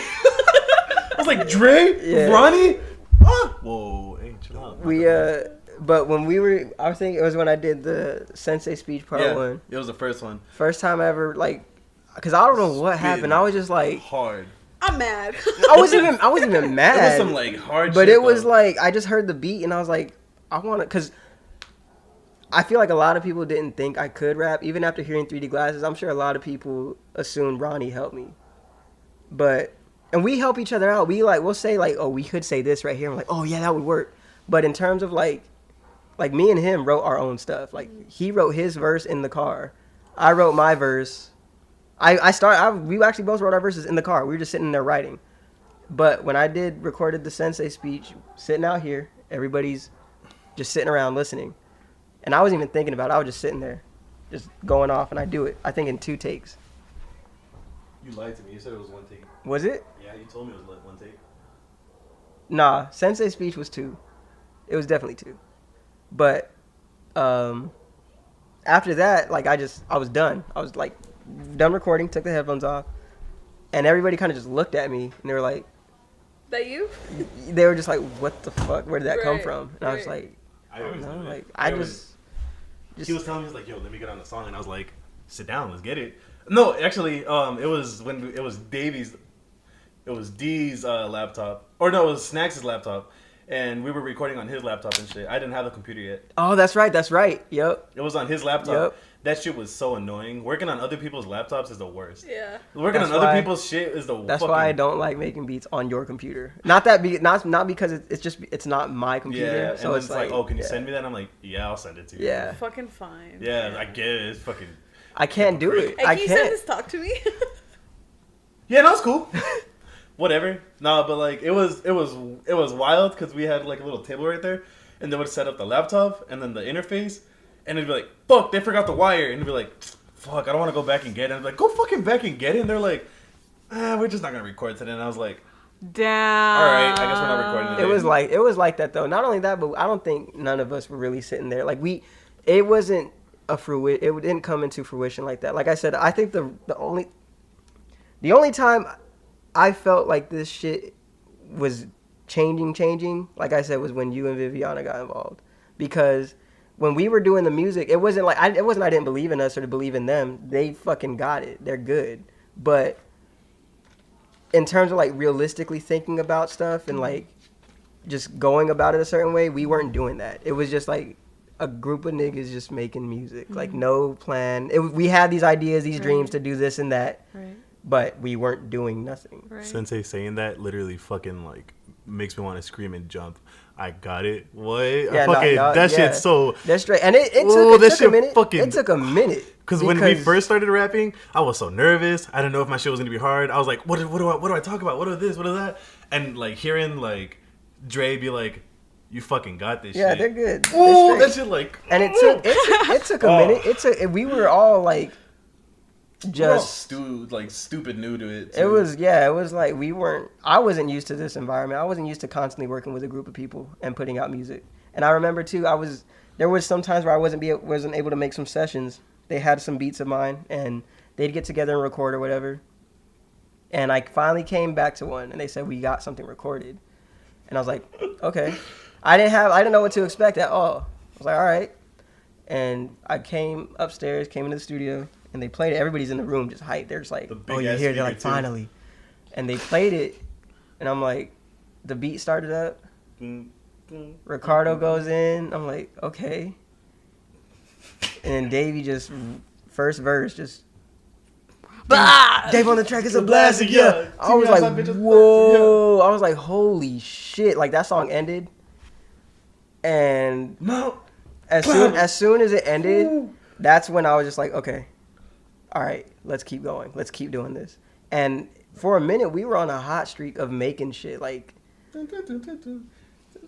we were making a bunch of things. I don't know, man. That early stage needed to happen for us to get so comfortable. All that shit that happened needed to happen. Mm-hmm. And okay, you know how we were talking about like that cycle, like something like that weird's shit about to happen or whatever, or like something big's about to happen. Last year, that was it. That was something big that needed to happen because a lot of those people were draining bad. A lot of those people that would put me in like in a state of mind where I was like, I don't want to make music. Fuck that shit. Let's just stop. Right. Like we would be in here and then one of them would complain or like one of them would be like, yo, like my head hurt. I don't want to do this. It's one thing. That's fine. It's one thing to like, you know, not be in the mood. But you're bringing other people down. It's another to get, and not only that, but I will say that we got comfortable with just coming over to hang out. That's what it was. We just wanted to get fucked up. Right. We were cool with making the music, but it got to a point where we're just like, yo, what's the move tonight? What are we doing? Like, what's happening? It wasn't really a priority. And it's because, not only that, but it's because, like how he said, we had that big group of friends. Not everybody in that group was making music with us, though. So we couldn't even do, like, we can't, like, now we know, I know we could make something and we're all hanging out. Like, you, Viviana, we're all hanging out, right. And we can still make a track and watch TV and play video. And nobody's, do something else. Yeah. We can because we're all on the same page. Yeah, and then we can be all in here. Somebody could be recording, and then we know to be respectful and know that that's good craft. That if we bother that craft, everybody else is going to be in the and we couldn't do that with everybody that was in the group. Somebody because like, yo, I want to go drink. Yeah, because like, yo, what are we doing? Let's go drink. Let's go do this. It'd like we get here at 8 or like 7, depending on what time everybody would get here. Everybody would get here. An hour would go by, and that's nothing. An hour, depending on like the mood of the day, an hour you can either get everything done or nothing done. Yep. Absolutely shit done, right?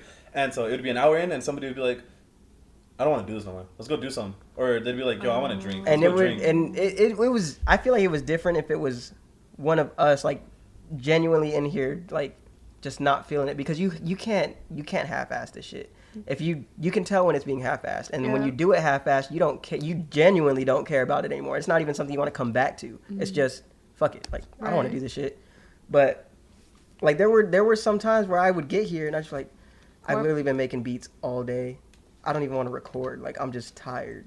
Like, it got to a point where it was just draining. Mm-hmm. But that's different, too, because we would get burnt. If it was us three just working, we would get burnt, and we would want to be like, all right, let's call it quits. Yeah, let's relax. Like, let's have some fun now. Let's do some other things. But it wouldn't even be us. Most of the times, it wouldn't even be us. It would be like, we were hyped. We were like, fuck it, let's get it. And somebody would be like, let's go smoke. And then it would be like, all right, well, okay, we'll let them smoke. And then they would go smoke, and they'd be like, I'm not really feeling it anymore, or that, and then it'd be like, already, dude, like, are you serious? Or it'd be like, yo, let's go drink, and it'd be like, wait, and then D would fucking just grab my bottle and just start chugging it or whatever, and I'd be like, dude, like, wait, but like, are you serious? Also, because that shit alters the state of being you're in. So for me, because I'm one of those people that would go smoke, but it wasn't. I'd come back and I'd still be good to make some music, but it's hard. That's the hard part about making music as a group. You can't always make the shit you're feeling in the moment on your own. So for me, because I make beats, that's my main priority. I'll smoke and then be like, I'm feeling this. This is what I want to make right now. When you're here in a group, you got to work on what is currently being worked on. And I told you, I think last night, like, I can't make a beat if I have to do it. I can't. It has to be. Because you want to. Yeah. I can't. Somebody can't tell me I need to beat like this, like this, like this, like this, like this, and I need to sound like this. Especially if I'm not getting paid to do it. So that's why I like I said, I want to do it. I want to make what I want to make. Somebody hear it. And they're going to know I need your sound. And I'm just saying, like you said, a lot of artists sound the same out here.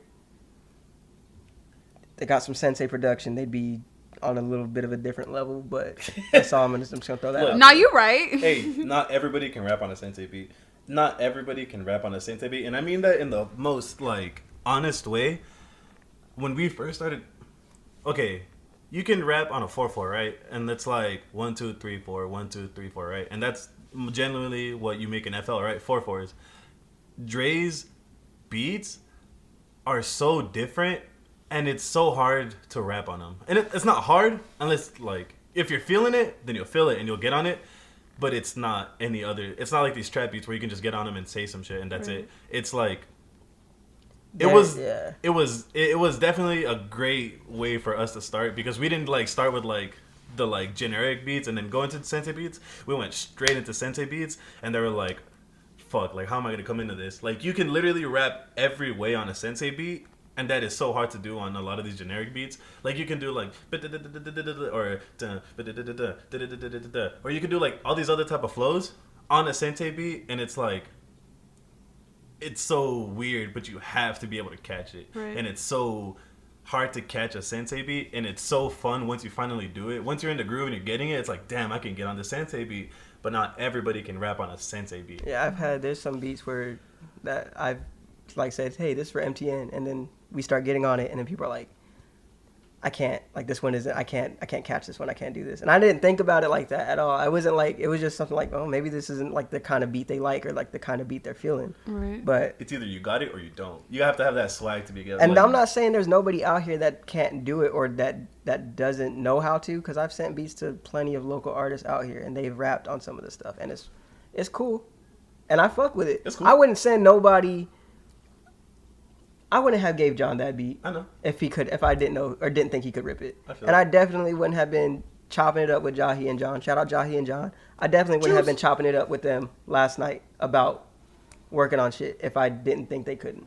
But there are people out here that are sounding the same, and the authenticity of the music is getting a little blurred because everybody out here, like, I notice a lot of people out here I feel like make that it's that Playboy Cardi wave and the whole anime wave and cloud trap. Yeah, cloud and it's cool. Nothing wrong with it. I'm down for music to change and evolve and all that. But we're also evolving. Exactly. Life is all about the evolution. There we go. Begin finding yourself. Begin finding you. Begin finding you.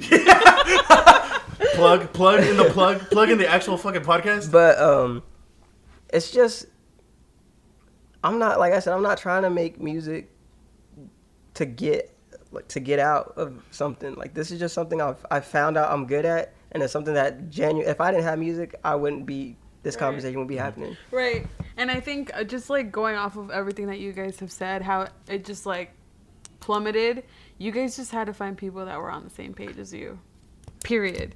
Because I feel like if you guys were still, if whatever hadn't gone down, went down, like you guys would have still been in square one. And you guys would still have been like pushing like, should I not, and no growth would have happened. But that's why I think friends are very important, and we need to be self-aware of who we spend our time with, because if you're not on the same page with your people, you're not going to get anywhere. You can't flip the page together. You can't flip the page together. That page is so heavy the people don't understand that second page, right. Flipping the pages, it takes a group effort. Yeah. And if not everybody's flipping that page with you, right. You're going to crumble. And if people can't flip the page, like, they need to take the time and become self-aware and like, okay, where am I at? Do these people want to go somewhere with me? And if they do, like, are we going the same direction? And if you're not, it's okay. Like, you can stop being friends, or you can take a break from each other. Like, take a break and then come back. Like, things naturally happen. I had a falling out with one of my best friends, and I just saw them last night. And to catch up was so refreshing, because it's like, oh, we needed that time apart. Because now, like, I have stuff to show him and tell him, and now he has stuff to show me and tell me. And then it's like, those breaks are necessary, but also be self-aware. Like, are these people with me? You know, do they want to go to the same place that I want to go to? And if they're not, am I letting them hold me back? And if so, why? And then consider, maybe I should step aside, let them do their own thing, because you have to. And that's why we're flowing so well, because we all want to go to the same page, and we all have the same type of ambition, and we're doing it for the right reasons. We want to put other people on. That's the biggest thing.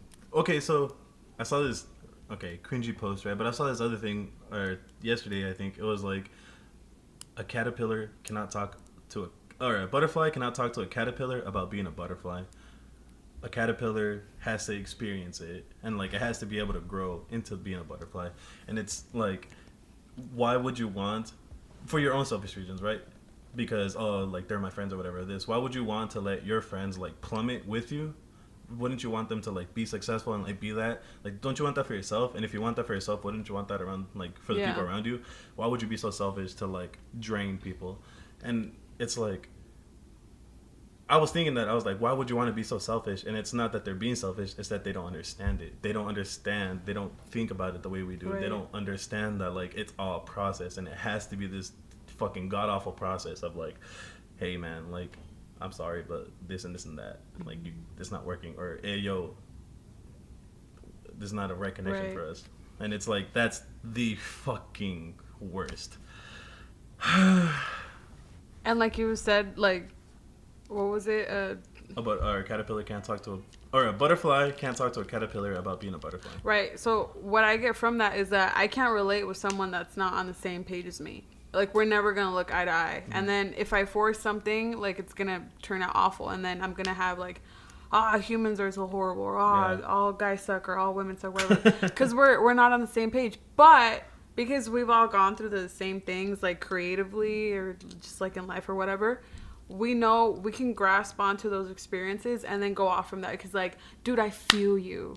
Or, bro, I've been there. And then, like, that, you're like, all right, cool. These are my people. 100%. 100%. When we were talking about, like, the creative, like, the drop in creativity, I don't know if it was on during the first podcast or, like, after we went to go eat, but we were talking about, like, sometimes you're not motivated, or this and this and that.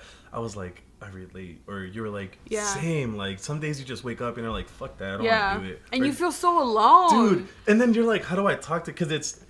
With math, it's set, right? 2 + 2 is 4. Right. With music, there's nothing you can do creative to get stuff. That. There's no line. It's literally something that just gets in your fucking brain, and you're like, that now here. How do I transfer that? How do I transfer my thoughts, my original thoughts that have not been done before, onto this sheet of paper? How do I explain this? Right. And it's like, we're all going through that at the same time, and it's like, I'm not going crazy. This is like a process. It is an issue, yes. Right? How do I get this? And you're like, oh, well, I tried this and it worked. Right. And it's like, oh, I fucking tried that and it didn't work, but I tried this, and it's like, oh, whoa, what? Like, and even though we're doing different things, it's a creative process. Yes. Dude, see, this is a flow that I'm talking about, dude. You don't get this shit. Yes. It's so natural. Exactly. Like, you don't get this shit with anybody. You can't force it. You can't. You can't force it. Me and Dre were literally talking for like this past hour by ourselves, and then like disconnection, like it just picks up randomly, exactly. dude. It just because it flows. It's an energy. It's like a fucking. Like actually the only reason, not the only reason, but one of the reasons why I actually started writing too was because there was one time I wasn't making any beats at all, and Ronnie was hitting me up and he's like, "Yo, what you been on? You know, what you got? What you got?" Ronnie Cash, Ronnie the God. Ooh. He I want to talk about him in a little bit. He said, he's like, yeah, sometimes I'll be going through that too, but usually I start writing, or I'll do other things. So that's when I was able to write before. Like, I could write poetry in like grade school and stuff like that whenever we had to do stuff like that. But that when he told me that, I was like, So I stopped making beats, and I was like, well, if I'm not making beats, I should be doing something musically. So I would listen to beats or listen to music, listen to rappers, artists, all that. And I would write. So literally I have an alternative. And there's times now where even like I'll make a beat, that Tuesday one that I made. That one needs to be released. As I was making it, I was writing to it. Like I didn't finish the beat and then start writing. I was literally adding drum patterns and then typing on my phone and then finishing and adding the stuff to it. So those are the rare cases where like for me, the beat that I'm making, like that's when it's gold to me. Is when I'm sitting there like I gotta write right now. Like I can't let this go any further. But because I found other creative outlets what do you do when you're stuck? You need to tinker with other shit. Don't stop completely, because especially with music, there's so much you can do with music. I'm an observer. Endless. I like to sit back and watch, and I like to nitpick how people are and figure out what they do. And one thing I've noticed about Julio that he's really good at is finding people that how you found. When you found Davey and Snacks. Fuck that. We're name dropping. You said Davey. You found them, and you're like, those were the two that you knew. And you knew they'd fuck with my music, I'd fuck with their music and shit like that. I can see people do this. He'd be a That's a gift. He's good. In the music A&R. Action and reaction. I'm just kidding. I don't know what it is. It's why am I drawing a blank right now? Basically, you're good at. I can really read people. You're good at reading people, and you're good at putting sounds together. You're good at figuring out who would sound good on this, or how you just what would be hard or dope different to hear. And I figured that out. I sit back and watch, and Ricardo, amazing. God. Amazing. It makes no sense why he hasn't I don't get why he hasn't been doing music. And the crazy thing is he actually came to my house in high school. Mm-hmm. I'd never spoke to this dude ever, and he knew I was making beats in high school, and he hit me up and he's like, yo, I want to start making music.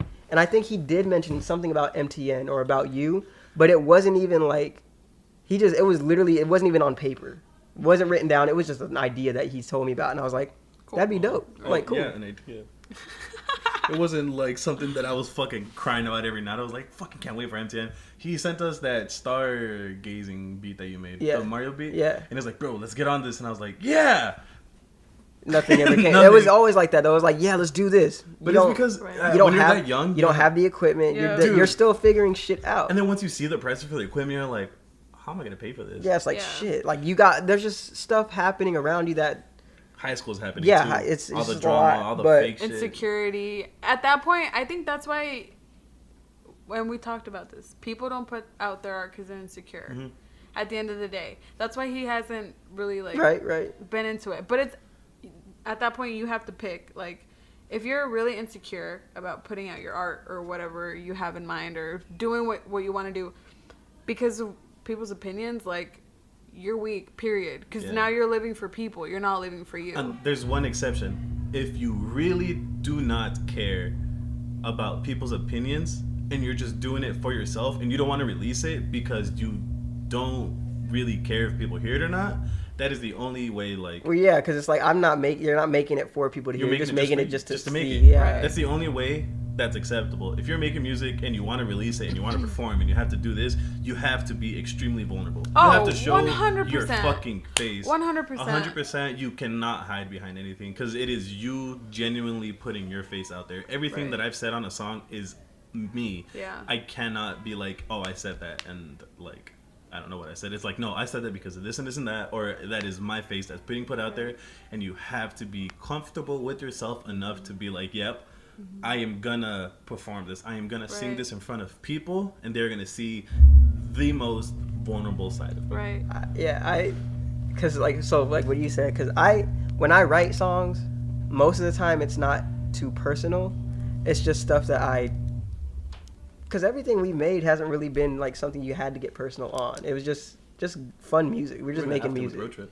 Well, yeah, but I haven't even there is a beat and a song that I have, and it's personal as it's I talk about the shit that was happening. I have a couple of those songs. Not like details, but basically to me how I was feeling, and I haven't even showed you I have shown nobody the song, and it's not that. It's just because like I feel like it's. I don't know. It's just like this thing where it's like, damn, because nobody else knows how I was. Dude. So if I put that out and then it's like, fuck, people this is see what this you, right? nigga was People going see you when through. you're in that state, but they don't know. Oh yeah, no. And what we were going through, dude, is so unexplainable. I was talking to Andrea about it in the car. I literally, like, as I was saying, like, oh, I was suicidal to this point. I said it, and I was like, holy shit. I was suicidal to this point. And it's like, what? I got to that point? Yeah, and I was telling her, I was like, I'm just realizing how much better off I am. Like, how amazing I am right now. How 100%. Much, like, my friend... Dude. Oh, dude. It's an intense feeling. And, like, to put... That is even more scary to put out. I have a couple of those songs, too, that I want to put out, right? That I'm like, I have the beats and I have the lyrics. Every time I'm in the studio about to rap it, I'm just like... this is sensitive. Like, I cannot. Yeah, because it was your silent battle. Like, no one went through it but you. And everybody has them, and everybody can relate. But then, like, it's like, am I going to be judged for this silent battle? Or, like, not judged, but it's like, how are, like, this is. You're probably going to be looked at like, core. What? Yeah. You know, like, you went through that. And people, this is the thing with people, and I realize this.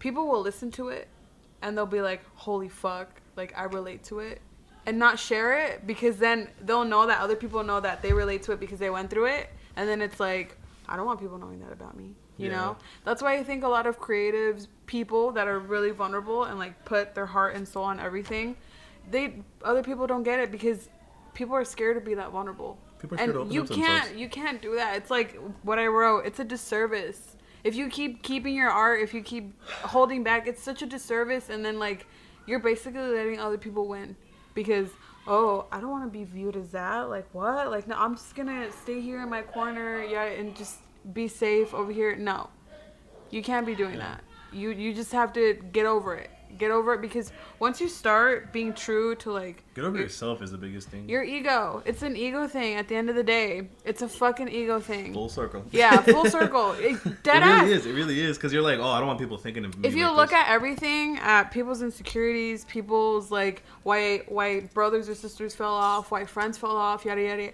it all comes back to ego. It comes back to, well, I was right and that person was wrong. Or I don't want to put my art out because, I don't know, maybe somebody won't like it. So having egos is literally the downfall of humanity. I think that's what people, that's the main thing that we work on. That's our main, like you said, our main issue is ego. For our whole life, we have to work on our ego.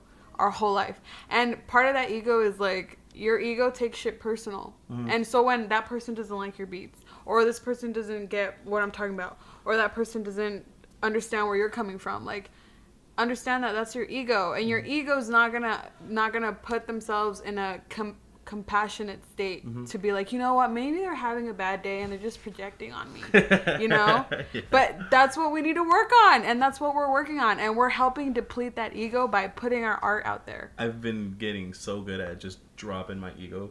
Literally, if you would have talked to me like 2-3 years ago, this ego shit was so much more different. Yeah. I've learned to just be like, yeah. What is the importance of me getting so mad about this? Exactly. Why am I so worked up about this? Literally, it's just words. He's feeling this way. Yes. I'm not feeling the way he is. And then she is. If you look, if you pay attention and you're in that moment and you're like, oh, fuck that guy, he ruined my day, fuck that bitch, I can't believe she did it to me. And you actually like, okay, hold up, wait a minute. And you step out and then you look at, okay, what have I done today? And you realize, like, all the good stuff that you've been going through, and you got a raise, or you found $20 on the floor, or your mom said hi. Whatever, you know, just, like, good things. And then you realize, like, I'm letting my dream, my everything go to waste because this person is projecting, or they're having a shitty day. Like, then you realize, and you're like, oh, okay. It's not on me. Like, it's not on me. It's not me. It's on them. Mm-hmm. And once people understand that, God, it's such a beautiful world. It's such a wonderful world. I had this talk on Twitter with Anthony. I used to know him by Diamond Supply Kid because he was just wearing a Diamond Supply shirt and he was hanging with one of my friends. I was like, yo, what up, bro? And I'd be like, Diamond Supply Kid or whatever, right? And we were talking about this Uzi thing that we saw. It was Uzi being like, the other day I just looked at a tree, and he's like, what, was there something wrong with the tree? Was it funny? He was like, no, it was just a tree, but I was really like just digesting it. I was literally looking at it, and it's beautiful. And we're so caught up on our egos. We're so caught up on day-to-day things that we cannot experience this beautiful fucking world that we live in. And the more we cloud our egos, the more we can't fucking be ourselves. Right. Once we let go of that, oh, what if I'm getting judged? Or what if like this, and I have to keep this persona of me? It's all just like blank. You realize I think that's why matters. I'm so like able to just be like myself around people. Why I can just like be like just make stupid noises or be like, hey, you know what I realize? People that don't like you, you know why they don't like you? Because they can't be themselves. 100%. I'm not gonna say who, but you know who. You saw them? Right, Dude, I do. Weird, right? Right. But at the end of the day, like, that's what I realized too, like, because I do get comments here and there, like, on YouTube and on iTunes, the podcast. I was like, no. Not everything's about you. I'm just kidding. That's because we were just talking about me. It's a soul food podcast. No, but like... BeginFindingU. But when I get DMs like, you know what, your topics are cool, but like, why don't you talk about this? Like, not everything has to be personal. Like, okay, bitch, I didn't ask you. Like, this is my platform. Hey, you know, like, shake me. And whoa, what was that? What? Viviana, you would be so disappointed right now. Stop. What was that? No. Do we have to get into that? Okay, later. But anyway, when I get DMs like that, I'm like, bitch, I'm not producing. Like, I'm not doing this for you. Like, this is for me. If you don't get it, I don't need your listen. I know, like, there's 100 other people that are listening to Right. this. When I made that, I made that hold on edit. So whenever you make something like that, you take a song and you don't necessarily chop it up. You just add stuff to it already. People always find something to hate. Always. Hating ass. They always. So I literally just posted up this beat. It was finished, done. And the first, like, people reacting to it, it was getting some retweets, all that. And this random ass dude comes on there and he's like, I don't like it. Okay. I was like, whoa. I don't know. Like, it's just like shit. What do I say? And I was like, oh. Thanks. I was like, well, all right. He's like, you took a simple song that sounded beautiful and added too many percussions to it. And I told him, my only response was, like, I don't care if you don't like my music, but don't say you don't like it and then try to give bullshit reasons as to why you don't like it. I want you to give me a legit reason. And to me, didn't feel his reason was legit enough. And he said, because I added too much percussion. Well, if it's not an edit, if I didn't change something, if I didn't do anything to it, and I didn't even call it a remix, it's an edit. Mm-hmm. It's literally the same song, different pitch and some drums. Right. And it just goes the way it was originally made. It goes back to the ego thing. It's like, oh, well, I could have done this better. Like, do it then. Exactly. That's what my thing. Like, I hate when people, like, that's my thing. Like for me, it's a challenge when I hear producers.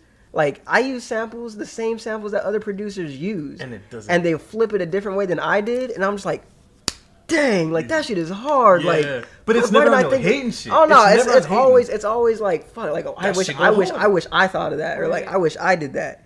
It is what it is. You can't go back and be like, well, I suck at this music. It's not that. It's just people have different ways of dissecting. Exactly. Different ways of, and not only that, but it's like, okay, you don't like it, leave it. Like, exactly. I'm not telling you to listen. It's like, to what do you want me to do with that information? Exactly. Like, how do you want a reaction? Right. What, like, to apologize? Like, what? It's so much easier to love something, and it's so much easier to be like, oh, I liked it. Right. I'm gonna tell him I liked it. Oh, I hated it. Oh, well, it doesn't need a fucking input. Like, not everything is for you. Like, yeah. And people feel so attacked. Yeah, for, like, no reason. I just made this okay, bro, beat. Like, to me it was cool, so I'm gonna put it out. What does that have to do with you? And if we bring music theory into this shit, if the chords, if it's 135, 357, or 3579s, or the drum pattern is all good and it all flows, and if it's music theory correct, your opinion does not fucking matter. If this dude goes 1-3 A sharp fucking for no reason and it sounds bad, you can be like, yo, that shit didn't flow. Like, give him an actual, like, constructive criticism. Yo, that didn't flow. If you would have done this, it would have been different. And there were a couple people that did that, like, oh, I would put a snap right here, and that was cool. That was better conversation because, like, well, I actually tried that, but I heard it like this, and it didn't come out that way, so I got rid of it. It's like we're actually having a conversation about music at this point. But it's not on no hate. It should never be on hate and shit. It should never be like, yo, you use a 357, I would have done a 137, and you're a fucking retard for that. It's like, no, it's like, oh, well, why would you have done that? And it's like, oh, well, I have a like jazzy background, or I have like, I like the like suspended like chord or something. And it's like, oh, well, that's cool, but I did this, and it's like, no, I understand. It was just like I was just putting in some input, and they're like, oh, I'll try that next time, and then you fucking have more reason to like try it next time instead of being like, yo, you're a fucking retard. Right, you fucking suck. Yeah, bro. you suck. You should just drop fucking all the music shit that you're doing because you apparently don't know what the fuck you're doing. And like everybody's a critique, bro. It's just weird too because like I told that dude, I was like, it wouldn't be an edit if I didn't add percussion or too much percussion, and his only response was, yeah, I guess. What was the point of this interaction, my guy? Like you wasted. You just want me to feel like shit? Yeah. It's like like you I was feeling some type of way that you have to make me feel some type of way. And it's like that's the thing too. Like I don't. That's why like back to the whole ego thing. I don't know if that's. It's ego. Like, well, for me, like when it came, like when you guys were talking about putting songs out and you're worried about feeling insecure. For me, the song that I have that's very personal to me isn't about feeling insecure. It's more about. That was the guy that I was talking to about the fucking. Oh shit. Anthony. Yeah. Hey, shout out Anthony. He's a cool guy. Like for me, it's not about. I don't care how people view me, but what I'm talking about in the song is I didn't tell a lot of people the shit that was going on. And I don't want people to say. I don't want people to feel like some type of way that I didn't come out and say this to them, or like, why didn't you do this? Why didn't you do that? Why didn't you ask me about this? Exactly. I don't want people to be. I don't want people to. Well, no, I guess it is an ego thing because I don't want people to be disappointed or upset. But I remember when that was going through. Dude. And I also don't. I don't want people to feel bad. Right. Like, why was it? You don't need their pity. Yeah, I don't. I hate, and that's pretty much the reason why I don't tell people what's going on because I hate pity. I hate, like, don't feel bad for me. Like, give me a solution, not like your feelings. I already feel bad about it. Like, I don't need you to add on to it. Dre would not let me help him. Dre would not let me talk to him. Dre would not open up to me. And it wasn't until like, bro, just fucking what's up? To a certain extent, I get it. Oh yeah. But you can't do it by yourself. Yeah. No, I was trying. Because I was used to that too. I was used to that. That's why. So it's like, when I was at that super low point in my life. It got to a point where I was like, okay, you've been doing this by yourself, and you're this low now. At this point, it's either it felt like survival. It's like it's either do or die.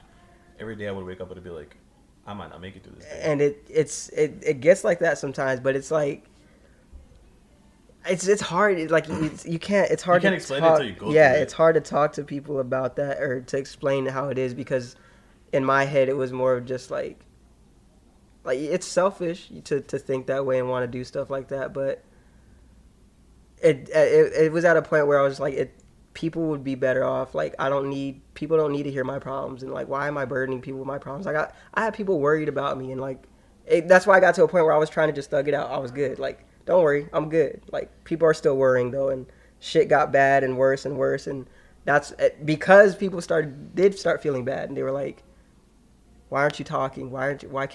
You can't come to me, you can't do this, you can't do that. It's like, it's not that. But it's just like these things that are my problems, I feel shouldn't be problems. And there's worse shit going on in the world around me. That why am I taking up other people? Like, it's a waste of time. Yes and no. Because, okay, yeah, and we talked about this last time. These are your problems, and yeah, maybe other people, like their families are getting killed or whatever, just like more serious shit, but that's them. That's not you. So it's fair to you. It's fair to ask for help because it's your problems, you know? And you can't compare yourself. That's the thing. You can't. If you look at it, everyone's going through worse shit than you. And it's good to compare because it puts it in perspective, but then you're not doing anything to help you. And at the end of the day, like, you want to be good with you. Because let's say something else happens, a tragedy, an illness, a sickness, you want to be straight with yourself to where if something goes shit, exactly to where I can go to you or Julio can go or your mom can go to you and we're like, I'll be good because Dre's good, you know? So as long as you're good, everybody else is going to be good. So don't be afraid to ask for help. When somebody asking for help from the people who offer it is always amazing. And he's the one who got me out of that because that's when I started telling him, I was like, it doesn't matter. Like, there's worse shit going on, and I always remember, like, whenever I do get that thought, and I'm nowhere near how I was, like, right, you like, grew. Like, shit will happen, I was like, fuck, like, damn, how am I gonna deal with this? And I'll get back into that mind state of, let it go. There's worse shit going on. And sometimes that helps, but then there's other times where it's like something that's going to keep sticking with me. And he told me, don't belittle your problems. Like, it's your shit. Nobody else knows what you're going through but you. You got to, like, there's solutions for your shit. Yeah. So ever since that, I was just like, well. And honestly, though, in order to get through something, you need to let it eat you. Like, at the end of the day, like, if you're going to be depressed, let yourself be depressed. Because there were days where I wouldn't let myself feel anything. And I'm like, I'm good, I'm straight. I don't want to feel that. And I was just, like, neglecting the frustration, the sadness, whatever. Until one day I was driving to work, and I literally saw red, and I didn't realize that I was actually, like, breaking down, crying, and screaming in my car because it was just too much. Mm-hmm. It was too much. And I'm like, when did I get to this point? I had to pull over, and I was still, like, yelling and screaming and, like, everything and seeing red. And then finally, like, from so much pressure of just screaming and just having my tantrum, I couldn't hear. And I'm like, why did I let it get to this point? Yeah. Dude, that's the wildest. That's the wildest part. When you start literally, I've had times where I would be in my car driving, and I'd be like, like just and you don't like even shaking, feel it. and you you're don't like, even hold feel on, it. why did I just scream? Yeah. You're like, I thought about it. I thought I was gonna do it, but it actually happened. I can control myself. I'm fine. Like, there's nothing wrong with me. Yeah. But that's when you're like, hold up, like something's eating me. Yes. So then you let it. You have to let it eat you. But you have to let other people want to help you. At least know that they're there to help you, or there to understand that, yo, nah. Right. I know I'm going through my shit, but it's not like, whatever. But that's that shit. I can help you out real quick. Or not real quick. What are you here for? I'm here for you. I was going through it. When I was helping Dre, I didn't know if I was going to see the next day. But I was like, that needs to be pushed aside. Yeah. I know it's going to eat me later, but I know I can go through it. I've been through that. I've been through my lowest, and I know how low I can get. I need to talk to Dre, because that's got me a little bit more like, all right, what's up, Dre? Yo, come over. For what? I don't want to do anything. Yo, I'm gonna scoop you up. Let's go play Tekken. Right. Yo, I'm gonna scoop you up. Let's just talk. Or let's just go eat something. Yeah, I don't got money. I don't give a shit. I didn't ask that. You'd have to force me out of the crib all the time. I'd be with Alan and be like, bro, let's go pick up Dre. And he'd be like, why? And I'm like, why the fuck would you ask? Let's just go. And he'd be like, all right, let's go. So we'd go, and he'd be like, all right, just give me 5 minutes. I'm out. And he would come out, and we would just fucking nothing. Just being in the car. I knew that it's at least a little bit out of his mind, and at least, like, he can not be in his room, but when he comes back to the room, he'll be like, all right, now I'm in a different headspace a little bit. I can think about it differently. Definitely. Or I knew that what I did was 100% for Dre to be able to get over it. Even if we didn't talk about it, even if it wasn't even in that direction, I was like, I need to get Dre out of his house. And I know by doing that, it's going to help me get out of this, like, little rut that I'm in. Yeah. So it would be me and Alan, Dre. It would be me and everybody and Dre. And it'd be, like, it was just like, I have... Yeah, because they were... Once hanging out with Julio, honestly, like, this is, like, I got, like... You meet those friends that you're going to know for the rest of your life. You got that. That's Julio, Ricardo, Alan, like... We'll never, and plus, I mean, at the age we're at, you won't find any other friends like this, like, at all. You, Viviana, like, nah. Bro, like, it's not like, Ronnie, Celine, like, I've got other people, family, bro. I just got, bro. And it's people I don't even talk to every day, like, but I know that I haven't talked to Ronnie in I don't know how long. It's been a couple weeks since I spoke to Ronnie. If y'all aren't talking, y'all know you're good. Oh, yeah, no, I'll hit Ronnie up out of nowhere and just be like, yo, what you on, bro? He's like, bro, we got a link. I'm just chilling, making this music shit. And we're like, bro, we'll make it happen. Or it'd be like, yo, where's Alan? I'd be like, I don't know, he's good, though. I'm pretty sure. Yeah, he hasn't talked, he hasn't said anything that he's bad, so he's good. Like, how's he been? I'm like, I don't know. Pretty sure he's good. And then, like, we'll link up fucking, like, we won't talk a whole week and be like, bro, come over now. Or he'd just show up and be like, yo, what up, bro? What are you doing? Nah, I'm just chilling. Oh, what are you doing? Let's do something. Let's go. Like, when I got that call, it was like, what are we doing tonight? It's like, shit, I don't know, Playboy. Like, it's just like, the connection. Yeah, it's immediately. We walked right in here. We didn't. You said, should I knock? Like, what the fuck are we knocking for? Walk right, open the door. Like, what's up, pops? What's up, mom? How y'all living? How you doing? Yeah. My mom's clipping my dad's toenails. Bro, I was like, all right. Dude, this shit's wild, right? Bruh. Okay, so here's fucking mop bucket. Let me just go back to that real quick, because I walk in, I shake him up, I give your mom a hug. I didn't even see the toenail clippers, bro. I'm like, I see his whole foot in a mop bucket. I'm like, damn, this nigga probably fucked his foot up or something. He probably hurt himself.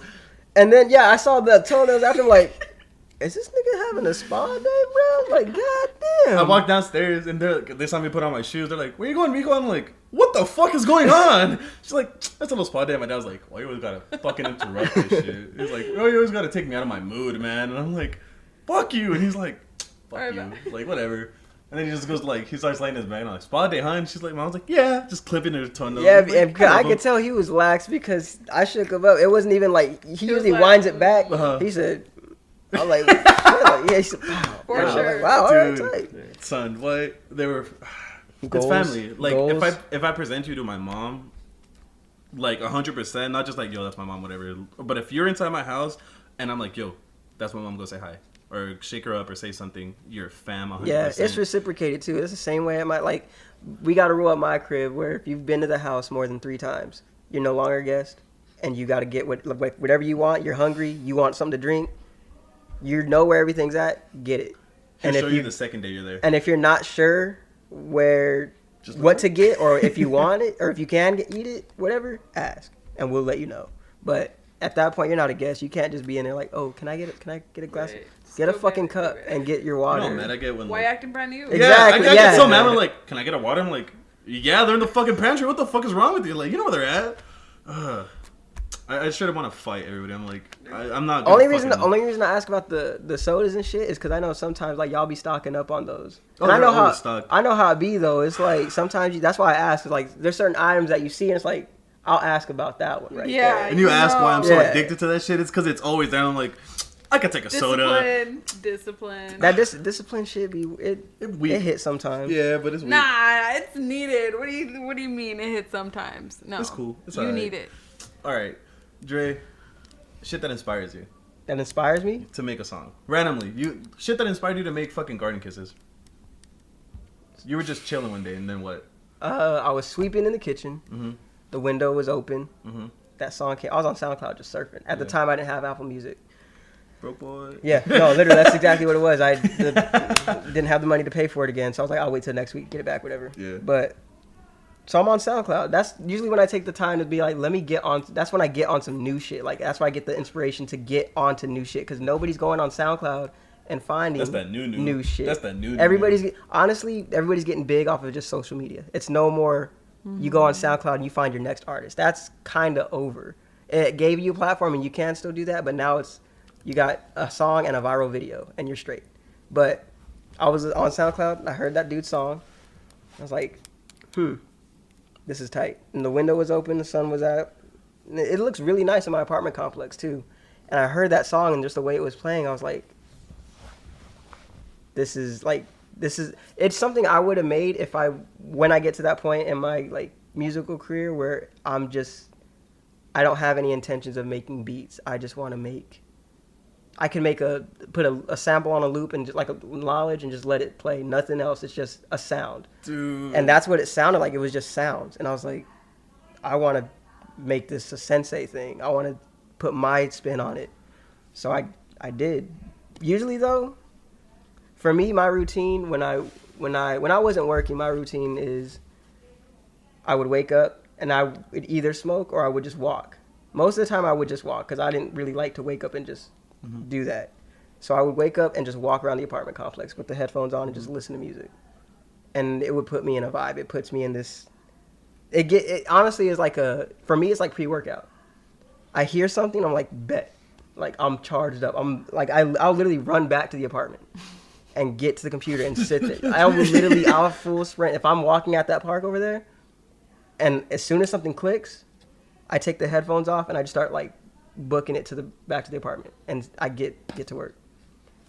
It's whatever, bro. Honest, I can't really say there's something, or like I'll put on a movie and I'll try and make something to fit the scene that I'm currently watching. Like I've done that with Kill Bill so many times. Yeah, I've done that so many times. It's the best movie of all time. Yeah. Yeah. La La Land. It's cool. All right. I can't compare those, but anyway. No, you're right. They're different. They're completely different. Completely different. There's no bloodshed in La La Land. Yeah, true. This is true love. The blood, sweat, and tears when they were dancing. Spoiler alert. Yeah, fucking Ryan Reynolds is in it. Whatever. But that's wild. Yeah, I never knew that. It's it's really, I've made beats watching The Office. Like literally, like Shout out The Office. I'll be like, yo, what is the gang gonna get into? What's Jim about to be on? Yo, I'm fucking watching. I'm like, this is a new adventure. Yeah, Hell yeah. I'll make something like like I've done it to where there was one time I paused one of the parts where Jim looks at the camera, and I paused it. I love those, dude. When he's like trying to like make fun of Dwight or something. Yeah, or, like he does something and he's like, yeah, and he look like he'll be at a distance and you just see it. Or like the time where he was like, I got your next paycheck that fucking Michael gets on like the tip of the boat and yells, I'm the king of the world, and within the first hour, and then he does it as soon as they get on the boat and he looks at the camera, he's like, but godly. I've done that. I've paused it on that expression, and I would think like, what is he thinking right now? And I would just make some shit like to his expression. I'm not gonna lie, I've been having this beat in my head for like a quick minute, like this entire podcast, and I'm like, fuck, like I need to make this beat, and it's all like jazzy, and so the inspiration from that is all from Andrea right now, like just that jazzy vibe. That's definitely a whole vibe. Right now, I have pianos like on a loop, and then there'd be a saxophone. Like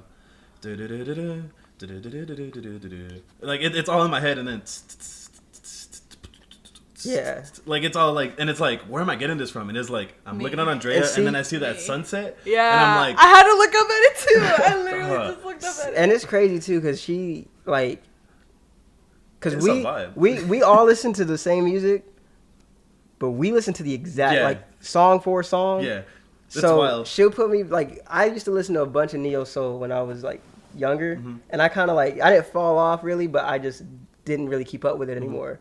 And then we started hanging out, all of us hanging out and talking about the music we like, and I'm just like, it makes me want to go back. Like even the Soul Food podcast, when I first started making beats, I was trying to make like some soul sampled hip hop underground type beats, and I'm just like, I need to get back into that. Like that's where it started. I feel like if I went back and just put myself back in those shoes, that's where I was when I wasn't thinking. I was just making music that I wanted to make. And that's why I'm just like, that's where inspiration comes from too. It comes from the homies, the friends, the gang, the family, the clique. Anybody I interact with is always some inspiration. Like especially if I don't like you, I'll make some hard shit, like some shit, like dang, get run up on, bitch. Like I don't like this person. What would I listen to as I'm about to run them down in this car? Like I'll think of something Julio would listen. Like let me put this 808 to blast. So they don't hear the bones crush while I run you down in my whip. What were you thinking of when you made System? Nah, never mind. Yeah, actually, I remember what you were thinking about. It was... We don't need to talk about it. Fuck that guy. Bastard ass. But, so, Dre is working, or I don't know if you're done. I don't know, but on my intro music next. Oh, and, yeah. oh my God, what he's shown me, and then what you did on that live that one day, it was just... Yo, when you were sitting here and you were like, I'm about to cry. Yeah, oh my God. See, that was the first time where I didn't realize how, like, emotional... Because I thought she was just saying it. Dude, every single time. And then I looked back and she did this right here. I was like, oh, fuck. I was like, I just did it. Every time I'm like, yo, let me help you out with that. She's like, how much do you want? And I'm like, nothing. What the fuck is wrong with you? You're the family. You're a friend. And she's like, no, for real, how much you want? And I'm like, stop. Like, shut up. Like, you're pissing me off. Oh, like, yeah, she said the same thing. She was like, how much would, like... How much would it cost for me to get like a beat? I was like, what the fuck are you talking about? We charge people we don't like. Fuck them. No. Hey, if you're listening to this, Davey, I'm just kidding. Hey, chill out. No. I charge. It's gonna get to a point too where I'm charging everybody because not everybody, but like. For the most part, you're gonna get charged for a beat. You have to. Yeah. It's your time, literally. Yeah, do it. So speaking of which, these new MTN beats gonna cost. No, I'm playing. It's okay. No, it's cool. It's fine. I just bought the whole fucking microphone in there. No. Don't worry about it. Nah. Yo, talking on your thing. Let him do the intro. Can I do the outro? As long as they both flow. Oh, they're gonna flow. I don't care. Anything. You guys know me. Heavy saxophone, heavy. That beat that I have right now is so good for an outro. Yeah, just you know me. You guys know me. Like you know what I like. You know what I like. I mean, I send you. We literally share Leon music Bridges, every bro. day. She put me on. I know. She put me on. I know. Before I met Andrea, I was just listening to some crazy hardcore trap shit. I wanted to be a trap star. But now that Andrea's come in my life, I'm like, you know what? Maybe I don't need to sell drugs anymore. Maybe I can just listen to. Maybe I can be wholesome. Yeah, maybe I can listen to jazz. He all says day. sell drugs like he's done it before. Don't let him fool you. We don't be trapping. We don't do that bullshit. Nah, but like, shut the fuck up, bro. This fucking MTN shit's supposed to be hard. And now he can't pose with the. Yeah, dude. Now he can't pose with the gun. Huh? Yeah, I can. Oh, dude. They're not even gonna listen yet. It's not until we blow up. They're gonna be like, yo, they're on the Soul Food podcast. Check it out. BeginFindingU. They're like, what the fuck does that mean? Yeah, what the fuck does that even mean? You know what? No, I'm waiting for the day somebody sees the hashtag or the title, and then they read like. They're like, where's the U? BeginFindingU. And they just piece it together. Because I want people to have, I want to witness that reaction people have. Because when I saw that. I saw Viviana's reaction. I saw your reaction. I was like, this is sick. I was just, and see, that's the thing. We didn't even talk about it it was when we were painting. Yeah. And I was just sitting there. And I was like, where did you come up with that? And I'm still painting. And she said it. And I was just like. Because the U is missing. And Hold up. Yeah, that shit is hard. I was like. And I'm gonna quote Viviana. Your mind is amazing. Yo, that's exactly what it is. She's like, bitch, wait, what? No, tell me what I just realized. And then when I saw her, she was sitting right there. She was like, bitch, wait, hold on, what? And I was like, whoa, what's going on? She was like, tell me why I just figured that out. Right now. And I was like, oh, you're so adorable. Nah, dead ass. Like it's not that I didn't get it. It was just like. I was curious. It was like, come on. It was literally like, the pieces are right in your face. It's like this. I just needed her to say it. I needed her to say it. And I was like, yup. She gave me the fucking Home Alone face, bro. Like I'm just sitting there like. Oh see, God, and only people that are only people that truly are into it will connect the pieces because they'll want to find out. And all these fucking podcasts are so like personal. If you just pay attention to like what I talk about, if you just pay attention to what I talk about, you'll realize that at the end of the day, it's like finding yourself. It's growing. It's the evolution. And then we talk about our hardships. And then we talk about our friendships. And then we talk about the connections. And then once you piece it all together, you realize, oh, the goal of this is because she wants me to be on the same playing field as her. Why? So that I can figure out what my talent is, so I can join her. And then I'm just trying to build a community. Yeah. At the end of the day, I just want a community. I want people to fucking love what they do. Exactly. Fuck what we're feeling. A lot of people out here, a lot of creatives out here say that. They don't mean it at all. They don't. That's my biggest thing. And First it's Fridays too. Crazy. It's crazy because when you say it, there's no doubt in my mind that that's what you want. Especially because you've interviewed so many people. Like you've interviewed people like I didn't even know you knew Marco. He hit me about Culture Collab when he first but he like hit me. It was like my cousin Nassim put me on, and he was like, as soon as he shared a beat with Marco. Nassim FaceTimed me. I'm sitting in the room just chilling. He's like, what's up? He's like, hey, I got a homie that wants to talk to you.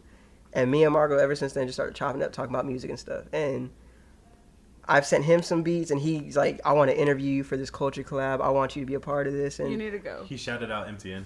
You need to go. Was it that interview? Yeah. Yeah, he shouted out MTN.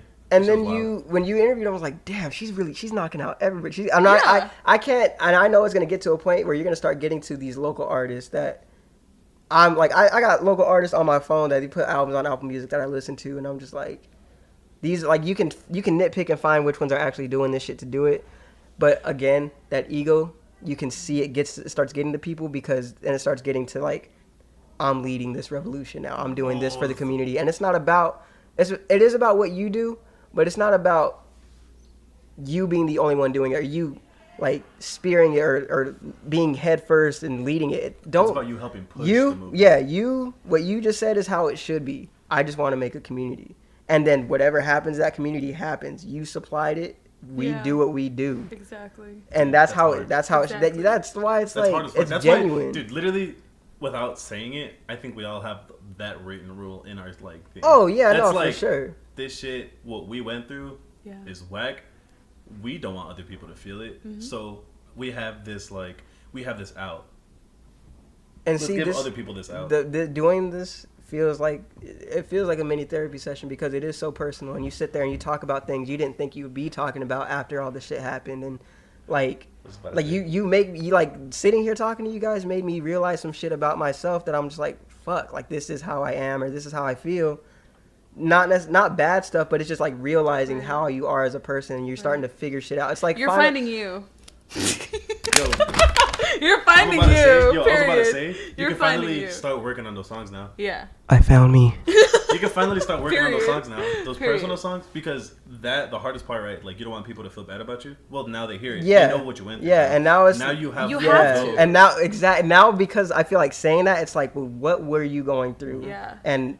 Fuck it, bro. We can put it on a song. I need to put my shit on. I have one. I have one that's done. Yeah, it's like, done. Recorded. It just needs to be recorded. You know this shit's open all the time. I know. And even if you don't want me in here, bro, when this is, even when you don't want me in here, like, you can literally be like, yo, Julio, I want to do this by myself. Don't put the headphones on and just like record it. Like, I can space it out to where like I can leave the room and like you can just record it.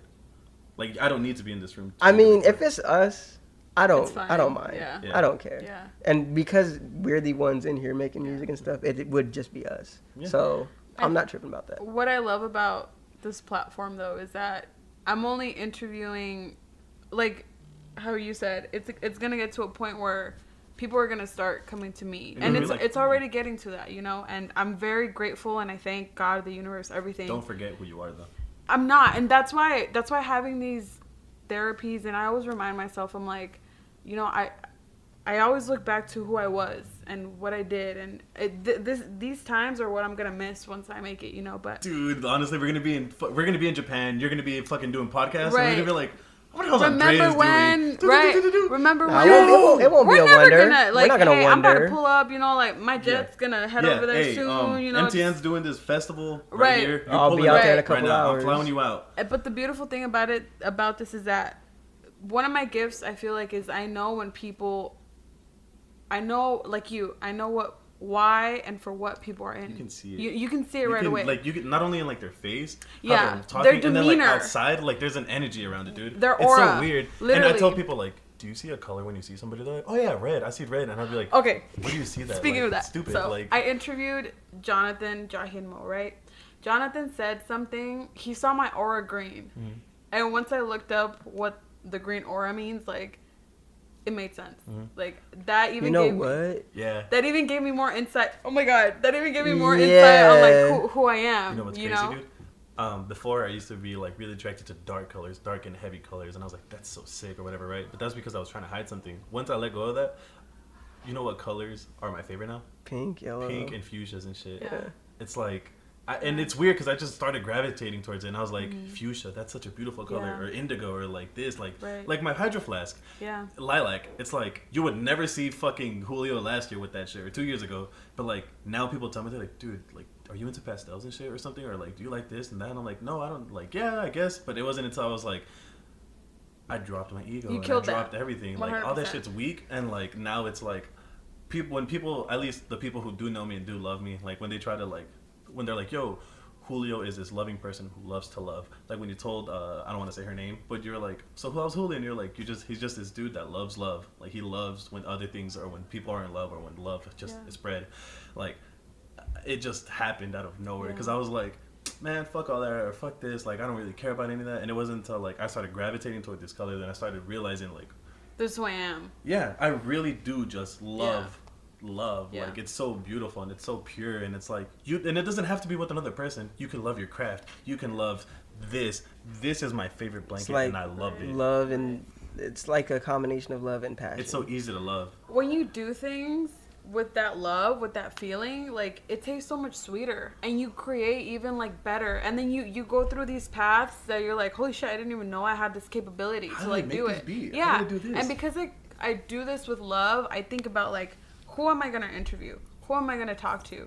And I will tell you this, I can interview somebody and interview them for 2 hours. If I don't feel that the connection is genuine, I'm not going to post it.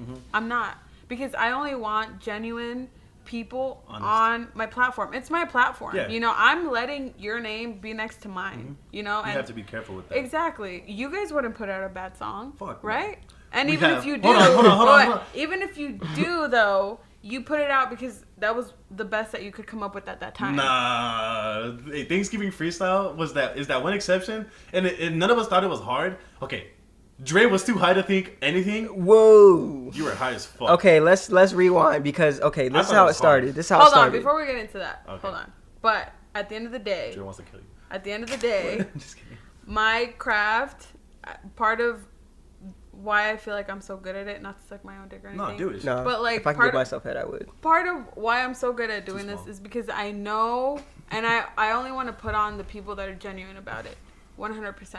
Because we need more genuine people out there. We need more originality. We need more people that are doing it for the right reasons. And I'm just grateful that I have that gift and that I met you guys, and but slowly but surely, like, I'm gonna start meeting more people, and then the community's coming together little by little. And Marco, like, why I know Marco is because a long time ago, I think I had on my bio, I said, you're gonna see me on the cover of Forbes in 5 years. So I whatever. So then he DM'd me and he's like, why not make it 2 years? So I purposely do those things to catch people, because I know those things, certain people will respond to them. Not everybody. Marco is a god, bro. You did that with the Cam Flognog thing. You're like, I want to have MTN this year, and if not this year, next year. I want MTN on Cam Flognog main stage, nighttime, if not main, second. And you were like, why not sooner? And I'm like, we need to have these songs out. We need to gain a little bit of traction for this and this. But even after then, you're here and you're like, yeah, why not by then? And then you're like, oh, because I just want to put it off. And then you realize, like, you have all this time. And you're like, I can actually make it in 2 to 3 years. I can actually make it next year. You know, it's just a matter of planning and meeting the right people. And thanks to Marco, like, I remember I put off that interview with him for a long time. He sent me that DM, like, a year ago. And we actually met up a couple months ago when he was introducing me to what he did. And then finally I posted another thing about my podcast, and he's like, hey, I'm here if you ever need anything. And that's when I was like, okay, what other sign do I need? Like, I need to interview this guy right now. Marco and we did it. Yeah. And I met another guy with him, and he's equally as talented, and he also makes music. And it's like, the more people you meet, the more you realize, like, oh, I'm not alone in this game. And not only that, the genuine people that you meet will put you on more genuine. Real recognizes real, and the more, like, all it takes is one real person for you to meet, and you'll be like, with me, I'm not going to say I'm the realest motherfucker on this planet, but I feel like I'm genuine, right? You met Dre out of this. You met Alan out of this.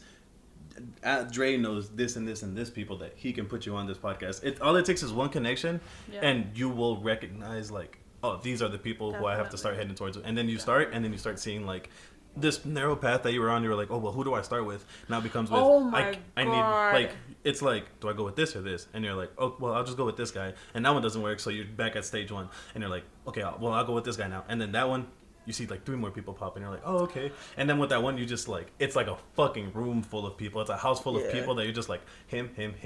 Before I even started doing this, I'm like, I can't do the interview. I'm gonna run out of people. And then now I'm like, fuck, like, how do I even set this up? Dude, crazy, right? Yeah, it's wild. But it's those limitations. Like, I wouldn't have known. You don't know how good your life gets till you just start. Till you try. You just try. Then you're like, it took so much for me to be like, hey, Dre, can you teach me? Like, this nigga asked me, like, so scared. I was like, yo, I've been trying to do something. He sent me the most formal fucking message. Like, it's not sir. like you, because I know him now, so it's like, looking back, you're like, what reading, like, thinking about that message, just like, what the fuck were you on when you sent me this? I was in a weird place in my time, in my life, and I was like, fuck it. If I don't ask somebody, I'm not gonna do anything with music. And my ego was like, nah, you can do it by yourself. And I'm like, shut the fuck up. So I was like, hi, Dre, I've been following your shit for a while. It's really cool. Aww. Like, I was wondering if you have the time one day, if you can, like, show me what platform or how do you even get started with this? Because, I don't know, like, I love music, and I want to try it to see if I can. He was like, oh, I think he was high as shit sending that. Like, are you good? Is that really I didn't know him like that, though. So it was just like, oh, yeah, for bro. sure, pull up one day. And I'm like, what days are you free? And he's like, oh, I'm free this day. And I'm like, okay, I'll pull up then. And I was like, and he just invited me in his house. Fucking stranger from Twitter, just because he knew of me, but he didn't know who the fuck I was. So he was like, just come to my room. And I was in his room. And it was just, I was like, oh shit, you watch Shamrock Champloo? And he's like, oh yeah, it's cool. And I'm like, bro, I fucking love anime. I was like, have you seen One Piece? There's this and that. And it just kept going and kept going.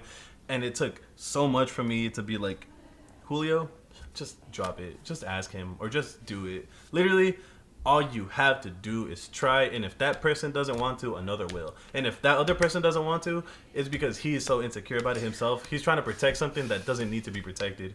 Let me tell you, speaking of people that don't follow you, so there's this girl that phenomenal businesswoman, and I asked her, I was like, I really want to interview you, like I want to give you a platform. Like, people only see the glam, people see you make it. I want to know your backstory, right? So I told her that, whatever, she left me on red. I get it. Rejection, it happens. It's not personal. It's not personal, right? That person doesn't feel like it. Exactly. It doesn't feel like it. So I'm like, all right, I it. totally understand. I hope she keeps growing, whatever. Because of that, guess what? Now I have 2 store owners that I'm going to interview, and I get to go in depth about their background. So people need to realize that when a door gets shut on your face, It needs to be shut. It needs to be shut, and it's not personal. But guess what? That door gets shut. I got 2 other people doing the same thing, and it's like I got 2 for 1, literally. And they came to me. So it's like those things have to happen because you need to build that thick skin and realize that not everyone is gonna want to be a part of your craft, and it's not personal. They're probably really busy. They probably just don't want to share their backstory, and that's respectable. Like, it's not personal or even at fuck all. it. They might have to even fuck with you. That's it. Exactly. And you don't have to let them fuck with you. Yeah. Like, that's their own personal problems, or if they just might not be able to live with you, and that's it. Or they really Energies just don't match. want to talk. Exactly. And it's okay. It's and so fine, and it's not your fault. Exactly. People just see the talks that I put out. They haven't seen the no's that I've gotten, the reds, the people that have left me on red, like the people that just, you know what, I just don't fuck with that. You know, the people that bail on me. You know, the nights that all the talks that I did were fucking shit. Like, they don't see that. It takes so much trial and error. It does. And it took me putting my pride aside, like, how the hell was she gonna tell me no? Yeah. Well, baby, now fuck like, that. Now life. she asked, I'm not gonna let her. It's like, no. It's life, now bro. She's interested. Yeah, it's like, cool. Whatever. And you know what? Like, now she said no. In the future, I'm not gonna burn that bridge. Maybe she's gonna want an interview, and door open, bro. Yeah. Not personal. I'll gladly interview you. Because it's not personal. It's not. It's never personal. You just have to start. I got really lucky with asking Dre to help me out. Because I asked another person, I'm not going to bring his name, but y'all know him. I was like, yo, this music shit's kind of cool. Like, how'd you start? And he's like, bro, come over, pay me, and I'll tell you. And I'm like, pay me? Yeah. And I was like, all right, bro.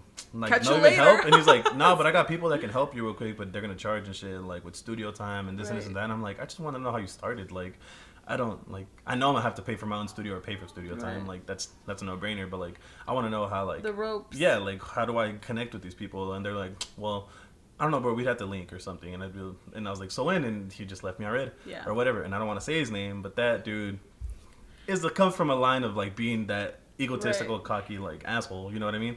So it's like, I got really lucky with asking Dre the first time, and I was like, fuck yeah, there is people out here who do want to help. I was in that same state of mind though, but that's part of the reason why I was doing music by myself. I actually had a plan of like, once I get old enough, I'm gonna move out of state and work on music, because I didn't think anybody out here is doing music like that, like, until I got into high school. And then I heard, rest in peace, Devin Wright. He was the first person to ever talk to me about music, ever, like, making beats. He was just like, yo, you make beats? And I was shy. I was nervous. I was like, yeah. Like, yeah. A little bit. And I thought, like, somebody's going to say something about me or make fun of me or something. I was like, oh, you're really good. He's like, I like him. And these were, like, GarageBand beats at the time still. Like, I barely got my own laptop, so I was doing some good beats, but the stuff he liked was the GarageBand stuff. And I was like, whoa, thanks. I was the first person to ever rap on a beat. And he didn't even, I don't think he unfortunately didn't get the chance to record on the beat. It was a video of him rapping on the beat that got posted to Facebook and stuff. And that was the first time somebody was rapping on a beat that I got to hear somebody else like doing it. And ever since that, and since he passed, that was like, for me, it was, okay, this is it. This is do or die, like, for sure. Because he had so many good ideas. So many good fucking ideas. We were talking about the other day too. He was the reason me and Ronnie linked up in the first place. I didn't really talk to Ronnie like that, but he talked to Ronnie. And he talked to me. And after that happened, me and Ronnie hit each other up like, yo, you make beats, you make music. And ever since that, What happened with him? I don't even know his backstory. I don't know anything. If you guys feel comfortable talking about that. If you might want to cut this part out and stuff. Okay, then we don't have to get into that. But we can talk so you know a little bit, but it's like maybe afterwards when we're done. Okay. But like that's beautiful. Like those people come into your life and just impact you like that. But it sucks when they're. It's wild, dude. Because like back to everything. Everybody has their own personal demons. Yeah. And this kid, I've met him once in my entire life, and if I knew now what I know, I would have talked to him as much as I could. He was, but you would have never known ever.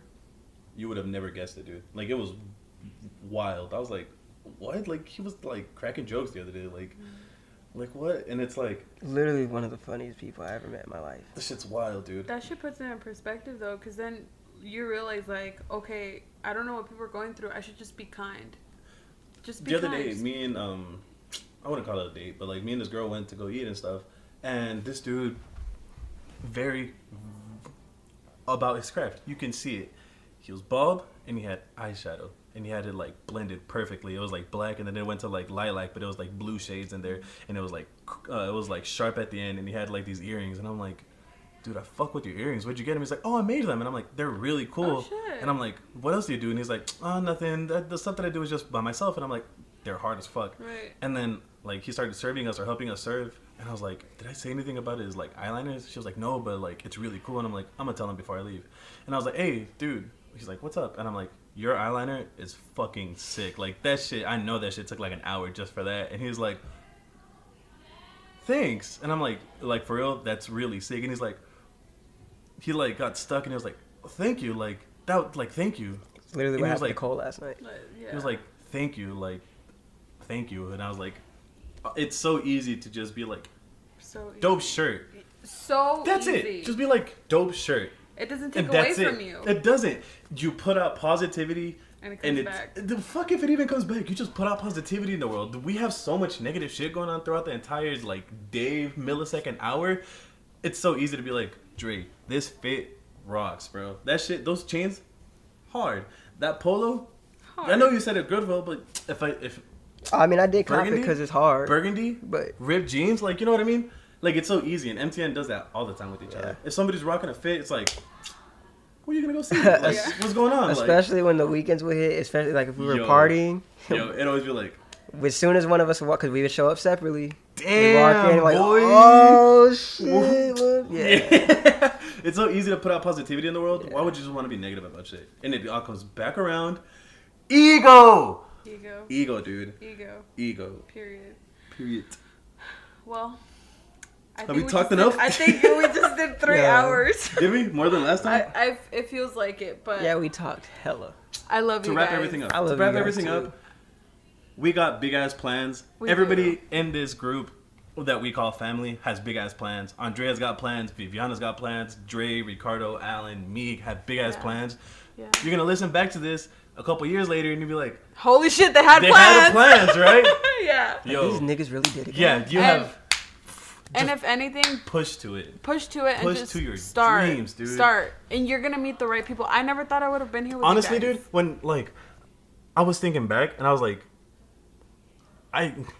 the other person that I was with, she did like the stuff that you would do, but I never felt like she was actually doing it, or she was like just doing it because it was a work or whatever. Right. You guys literally take joy in that shit, and that's crazy. It's like, these are the people that I needed to meet. These are the people that had to have come in my life. For some reason, I don't know what it is. If it's to teach me or if it's for us to grow together or whatever it may be, it had to happen. And it's like, don't run away from what's coming in your life. Ever. Just accept it. Just let it hit you in the fucking face, because it could be a pillow or it could be a fucking brick. And if it's a brick, you're going to get 10 times up harder. Mm-hmm. Like, you're just going to get up and it's going to like build you. And it's going to be like, all right, well, fuck that. Now I'm here. Like, now I know what a brick feels like. Yep. And the next one might be a fucking iron cast. The next one might even be like a fucking planet.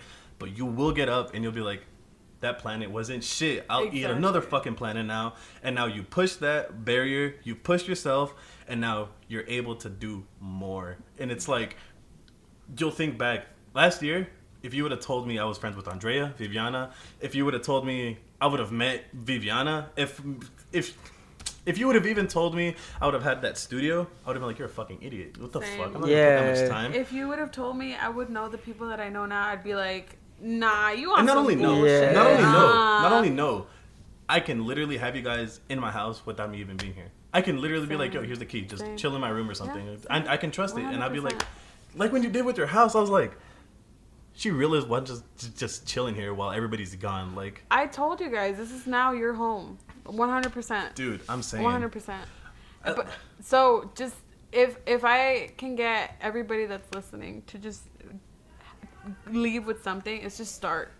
Start, and the resources, the people, the connections, the ideas, everything will come to you in surplus. You have no idea. Just don't quit. Don't quit. It's not going to be tomorrow. It's not going to be in a year. It might not happen for 5 years. It might be tomorrow. Fuck it. Who knows? You'll never know if you quit. Exactly. You'll never know until you fucking finally try it. Until you honestly are like, that's it. There's no plan B. There's no fucking plan B. There's no plan B. If somebody tells you need a plan B, then they don't push. That means go harder on plan A, bitch. Dude, they don't push enough. They're not pushing it enough. They're giving you some leeway, some comfort, and it's just in case you don't make it, and that stays in your head. Yeah. Yep. And that's like, okay, well, if I don't make it, then I could have this. And it's like, fuck that. Why settle? MTN making it.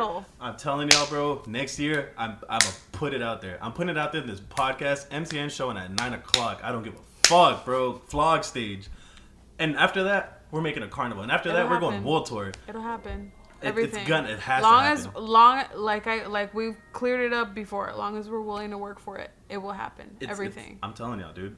It's MTN. Whether it's with you guys or other people or everything, it has to grow. It has to keep growing. And talking with you guys made me realize too is that I actually the only consistent thing that I've done in my life was make music because, 2010.